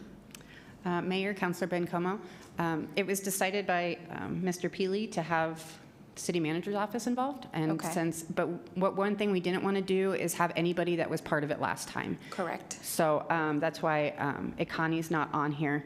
But it was kind of figuring out, from kind of the director standpoint or even the administrator standpoint, who wasn't involved last time and who we thought we could really fill in the gaps and assist with this process. Okay, thank you. I don't think I have any other questions. Mayor, I hope you open it up to the public. I'd love to hear from folks. I will just say that a couple of things. In reading through the condensed version that you send, there's a ton of language about disproportionate impacts of the pandemic. And in fact, it says the final rule recognizes that the pandemic caused broad-based impacts that affected many communities, households, small businesses across the country. And then the next paragraph, it says, at the same time, the pandemic caused disproportionate impacts or even severe impacts in certain communities. For example, low-income and underserved communities have faced more severe health and economic outcomes like higher rates of COVID-19 mortality and unemployment, often because of pre-existing disparities. So there is a ton of language around disproportionate in this document, so I see the benefit of that. And Councilor Flores made a comment about her friend who is the ED of a nonprofit, which I think to me just proves the point of why council should not be involved in the final decision, in which I don't think we're moving that way, but there was at one point a conversation about all the projects should come to council and council should be able to determine out of the 21 who moves forward. But because of that statement, I think it's critical that council is not involved in that. And, you know, I just think it's really important that there's a lot of reasons. As a former executive director of a nonprofit, there's a ton of reasons why you might not apply for something. You could be incredibly overwhelmed with work and don't have the capacity to always be on the lookout for grant applications. I didn't apply through my past employer because there was a clear conflict of interest. There's just multiple things, and I think punishing it's a form of punishment to the 21 organizations that submitted applications on time to say that work is invalid and we should open it back up to a bunch of other applicants. So I'm looking forward to this process. Again, if Elizabeth, there's magic you can work in the timeline, I would really like these funds. To me, this is urgent to me that these funds go out to the community they're going to serve, to our community, to disproportionately impacted families. And so that's sort of my one critique, is that I just wish we could do it a little bit faster. Thank you. Councilor Bencomo, before I get to Councilor Coran, we could, and the rest of my colleagues, if you want, probably utilize, say, $1 million of it now and give it to one of the organizations in case they need access to funds, but then that represents about a 4% decrease, and then to the rest of the applicants, it'd be 4% less. I mean, there are different ways if you wanted to get it done quicker, or at least some seed money there, but just something to think about. Okay, Councilor Coran. I just want to thank you, Elizabeth, for working on this and reworking it. I have been following this after you all approved this as a different council than exists now, so it's been interesting to see what's developed since then. But in reading through all of the documents that you shared and that are related to this, in addition to thinking about the orientation of the nonprofits and the audit, I feel like this process really addresses the key highlighted issues. The process that you propose addresses some of the issues that were concerning, and I think gives me more confidence in thinking about moving forward, and I agree with the timeline wish. And so to that end, I guess I would say I wonder, this was the first tranche of this funding, my understanding is, but is the same process, I wonder what I think that there's a second tranche that is to be funded, and I would ask that both to expedite it and to take what we've learned and follow through. I would hope that some of the work that's done here, especially training new people to be in eligibility folks, I think just making sure that we carry that knowledge and process forward to be transparent. And if that means a longer period of time for organizations that didn't have a chance this last time, and again, I don't know what the second how it will differ, the second tranche versus the first tranche and how we do it, but I hope that some of these can go into revising that process, which I imagine will actually happen in the fall, I think. I don't know. And maybe I look to you guys if that's the case. Mayor, Councilor Coran. So the funds, the 24 million, and Barbara's behind me, so she can tell me if I'm wrong. The 24 million, the funds were actually decided for all 24 million at the beginning. Okay, it so was just one process. It's one process. It's just some of the projects won't start until we get the second pot of money. Okay. Thank you. Perfect. Thank you, Barbara, too. So thank you very much, then.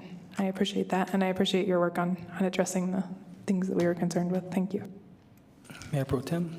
And then Councilor Beta. Thank you, Mayor. Thank you, Elizabeth, for all your work. Chris, EFO, I know that I can tell there's been a lot of work put into that.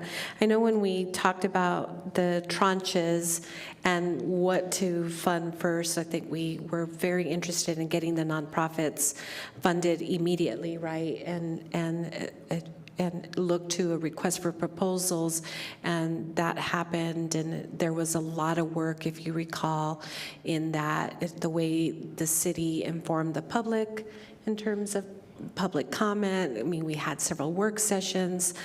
So I'm good about how this all sort of rolled out. I'm interested, I have a couple of questions, Elizabeth, and one is, how was legal involved in this process in terms of well, I'll let it go there.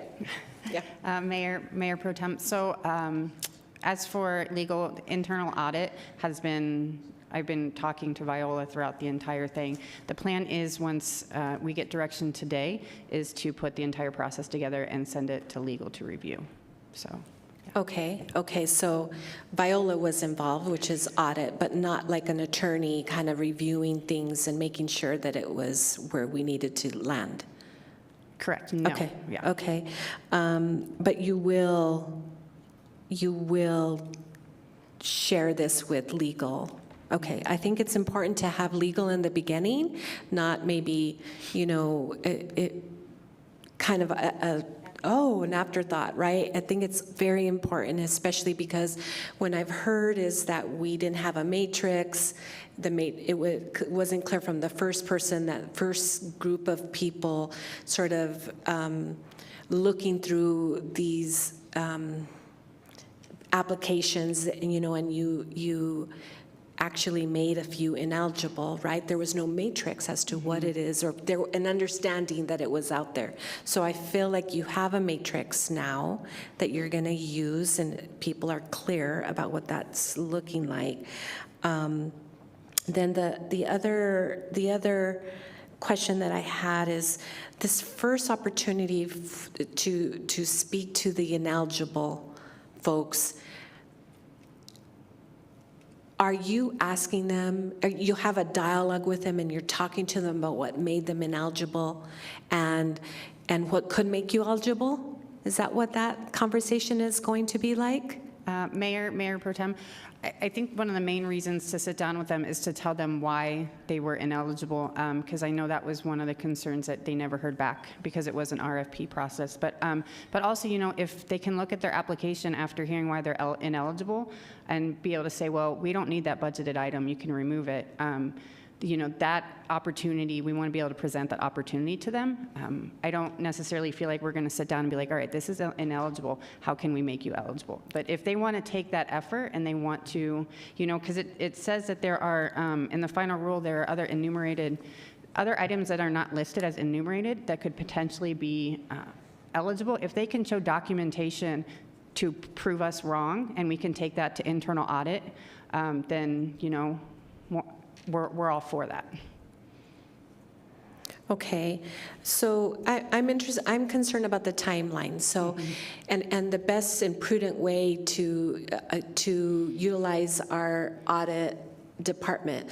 Both Councilor Abeyta and I sit on the oversight committee, and I mean, they are slammed with all sorts of things, and I just don't know that having that audit at that point in time is the most appropriate thing to do, because it feels like it's in there, to check your work, I guess. I'm not sure.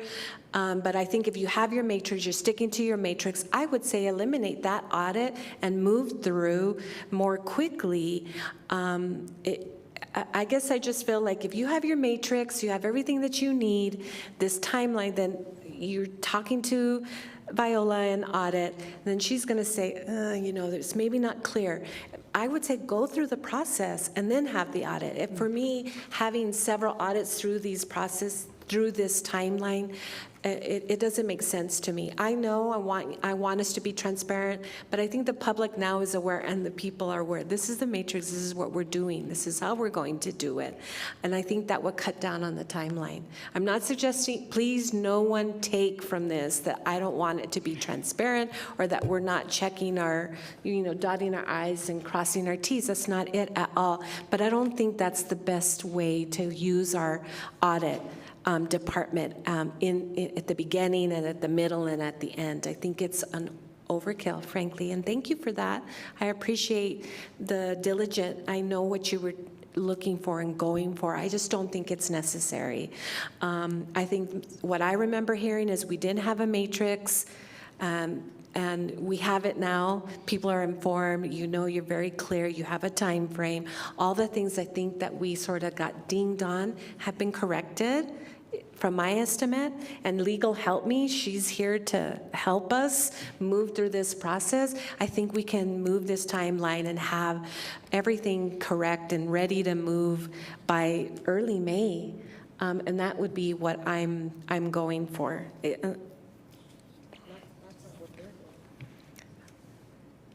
They've recommended, Councilor Flores, and if you want to get on the mic so people can hear what you're saying, I'm happy to have that dialogue with you right now. But I'm saying, because that's what they're asking us for, is to have a dialogue about this, and then to say they're wanting feedback from us, and that's my feedback, is that we need to cut the time frame down, and this is my recommendation, to cut the time frame down.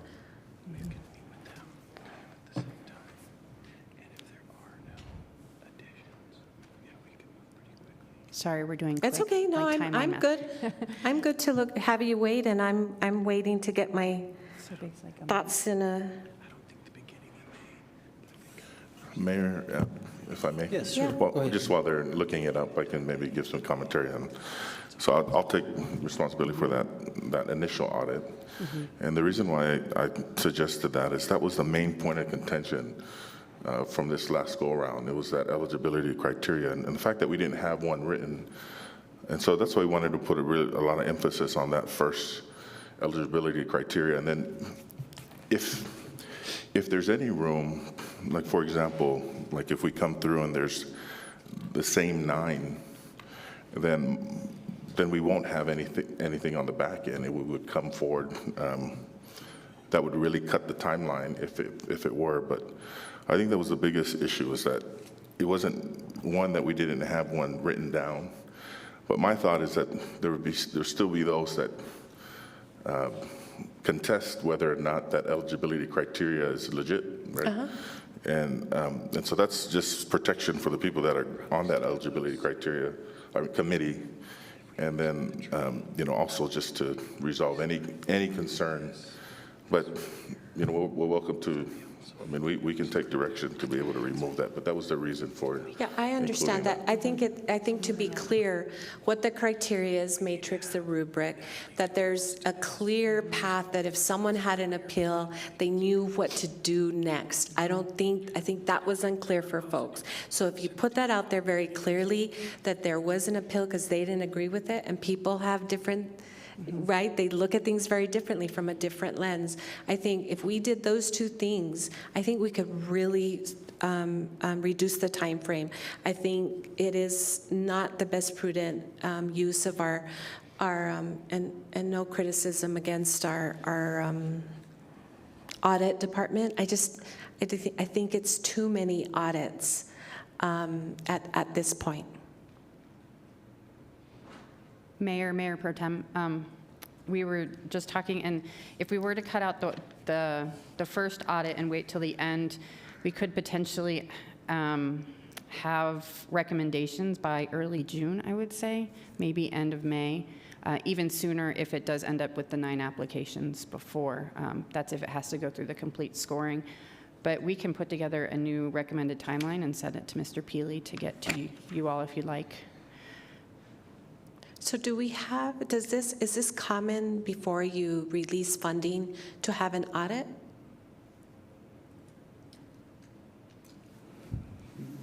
No, Pro Tem, I don't think so. And I think because of the fact that it's federal monies, I know that when I was in Washington and when they were discussing this, they want us to get the money out quickly, but carefully, because they're going to come back and audit us. Yeah. And if we don't conform, they're going to want some or all of it back. Right, so I think this is just being prudent to what the city's trying to do. No, I understand that, and I understand that, but I think having the audit and they gave us the information, and I feel we've corrected it. I feel we've corrected it. And then you're going to ask people to give quarterly reports or reports of some sort, which is prudent. You want them to do that because we need to understand how they were using the money. Did you use the money like you said you were going to use the money? And so that's where I think audit comes in to be, and I'm sorry, Viola, I feel like I'm owning in on you, and I don't mean to, but I think I've said it over and over again. I think 3 times having audit review this is not necessary. I think there's other ways to get to that, and we don't do this anyway when we release funds. And I think we need to keep moving in the direction that we are moving in. We have a matrix, it's clear, make it clear what that process is if one wants to appeal that process. I think talking to people who you have at some point in time, I'm not sure that the beginning is the right time to talk to people in relation to this is why we've deemed you ineligible. It doesn't feel right at the beginning. Feels like it needs to happen a little towards the end, in my opinion. And that's my feedback. Thank you. Okay. Councilor Abeyta? Thank you, Mayor. Thank you, Elizabeth, and to Mr. Peely for taking the comments, I know, from a lot of our applicants, from us on council, and from staff to help create all this. I understand the reason of having an audit towards the beginning and to establish that base trust with organizations and also with staff too, because we did hear a lot of critique with staff about this, and I do think it's helpful to make sure everybody understands that everybody was doing their job according to what the education and the matrix. So I do appreciate that. I also recognize that this is a process that I think all of us do want to see go as quickly, or I should say as efficiently as possible. So if there are ways to help with that, I think that's something to take into consideration.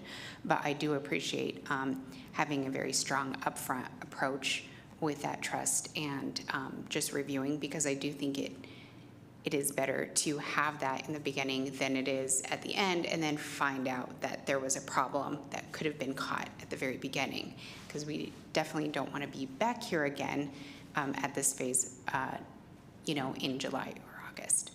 Thank you. Thank you, Mayor. We have Councilor Coran and Councilor Flores. I just have a quick question about logistics and cutting out time. I know that you have this set up for a council meeting 2, the 2 after this one, or 1 after, I don't know what the right term for that is. May 2nd and this is just a matter of understanding what our process is. If we said what you have here today, and again, we're not really taking action, we're sort of discussing and giving ideas, but if we said something like this looks good to us, could it come back next week to the council for approval? To cut 2 weeks off of the time? Mayor, Councilor Coran, I'll defer to the city clerk. Mayor, Councilor Coran, we have a timeline in our packet process, and everything was supposed to be with me last Monday. So it would be pushing it like up until the last possible minute for me to do an agenda. Yeah, I was going to say, it's like the agenda setting is right after this, exactly, so I realized that. That's okay. Thank you. Councilor Flores? Well, apropos of Councilor Coran's question, I'm looking at this timeline on page 17, and so today is April 11 work session, and then 12 to 29 eligibility committee training, and then you come for a resolution to adopt the process. So why would you have an eligibility committee training if it's not going to be consistent with, wouldn't you want to have that after the resolution? Mayor, Councilor Flores. Shouldn't the resolution have the process? Mayor, Councilor Flores, yes, the resolution will have the process. We're going to take the feedback from the process, which would necessarily have to include the eligibility committee training. Mayor, Councilor Flores, yes, if there's anything after the resolution is passed, but there's going to be a lot of education that needs to be taught to this committee from the beginning about ARPA, because these are people that just haven't been, kind of like we did when we kind of took over, is we took a week or two when we just dug in. So we kind of see that few week period of kind of giving them the background information, and then when the resolution is passed, going and actually filling them in on exactly what the eligibility criteria looks like. I see. So that would happen irrespective of any process. Mm-hmm. So you want to get that started as soon as possible. Okay. But I do want to speak to how important the internal auditor is. It's a very important position that we have. We're very fortunate to have that, and it is part of legal. It is part of our legal department.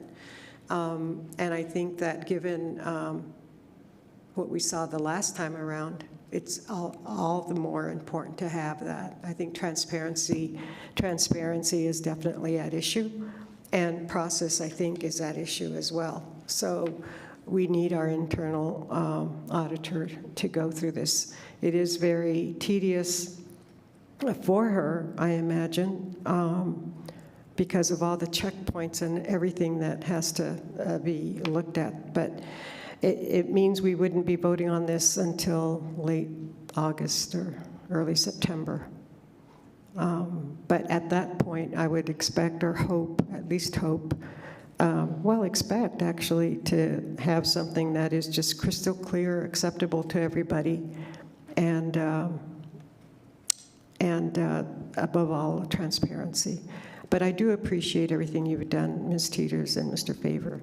I'm sure it wasn't an easy task for you. It hasn't been for me. So thank you very much, and thank you, Mr. Mayor.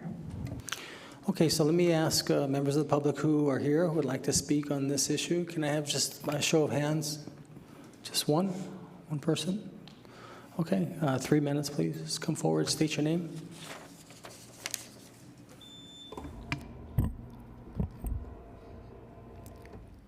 Hello, Mayor, City Manager, Councilors, Ms. Vega. My name is Rudy Rayado, Sr. I'm very adamant about this whole process and about this whole situation, and I'm very, very happy that you guys decided not to table this for infinity. It's great to see you guys take action and to be up here and to focusing and working as a team, as one unit, because that's what it takes, you know. And the thing is, as an old superintendent, as far as its 21 positions, well, we took bids all the time. I'm a master electrician that's been disabled. But as a superintendent, multi-billion-dollar contracts and million-dollar contracts, and even just a house, commercial, industrial, I can't even say it no more. Residential, commercial, and industrial electrician, master electrician, anything I could build, used to. But what you guys are doing here is great. But it's not fair to everybody else who didn't apply, that didn't make it, because see, the criteria changed. So since there's 21 people that made it on the old criteria, which we know we got in trouble for because we didn't follow the guidelines, and we got our hands smacked, and they said we got to come back and fix it. That's why we're here today, and this is a great plan. But to sit here and to start, changing what they put weeks into, is just not even right. They put a lot of work and time and energy into this proposal here, and I mean, I know these 501c and everybody else needs this money, but it needs to be taken slowly, done right. What happens when you get to the end? You take out that first one. What happens when you get to the end of this procedure and you find out 3 of your people don't make it? Then all of a sudden now, you've already cut everybody loose and you got to start back over, and then you start getting all kinds of criticism because how did you get to the end of the procedure and all of a sudden 3 of these 21 people didn't qualify after all because they didn't make it past the last audit? I believe in audits, but I also believe that these people know what they're talking about. But as far as keeping the same 21 participants, I don't think it's fair to the community because it's a new ball game, it's new rules, it's new everything. And when we have a new game, when a game gets canceled, we don't carry over the score. And I understand your little thing about talking about airplane tickets. Well, in reality, we fly all the time, so we know we still get to keep our airplane tickets, and everybody gets to go with the overflow, gets to jump on the plane. But we all fly. 37 countries I've been to. Have a great day. Okay, I think that pretty much concludes that. So looks like the direction is to move forward and see what you can to trim the time and audits and things of this nature while still keeping the integrity of the process intact. Is that what I'm hearing? Okay, well, good job. I know it's difficult, and thank you for everyone who's come out here today and who's applied, and hopefully everything goes well. Thank you, Mayor, City Council. Okay, so if there's nothing else, then entertain a motion to adjourn. So moved by Flores. Second? Motion made by Councilor Flores, second by Councilor Graham. Christine? This is on the motion to adjourn the work session. Councilor Beta? Yes. Councilor Graham? Yes. Councilor Bencomo? Yes. Councilor Coran? Yes. Councilor Flores? Yes. Councilor Gondeta? Yes. Mayor? Yes. Okay, we're adjourned. It's 3:20 p.m. Thank you.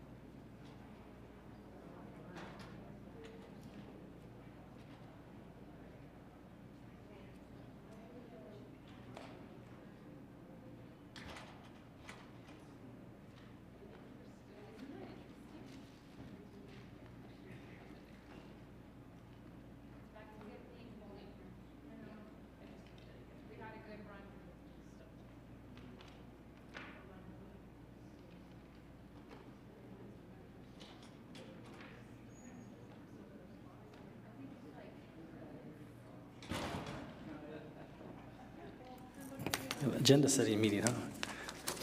All right, this is the agenda setting meeting for our April 18th, 2022 City Council meeting. Number 1, non-consent. 1 non-consent. 2, consent. 2 consent. 3, non-consent. 3 non-consent. 4, non-consent. 4 non-consent. 5, non-consent. 5 non-consent. 6, consent. 6 consent. 7, non-consent. 7 non-consent. 8, non-consent. 8 non-consent. 9, non-consent. 9 non-consent. 10, consent. 10 consent. 11, non-consent. 11 non-consent. And 12, non-consent. And 12 non-consent.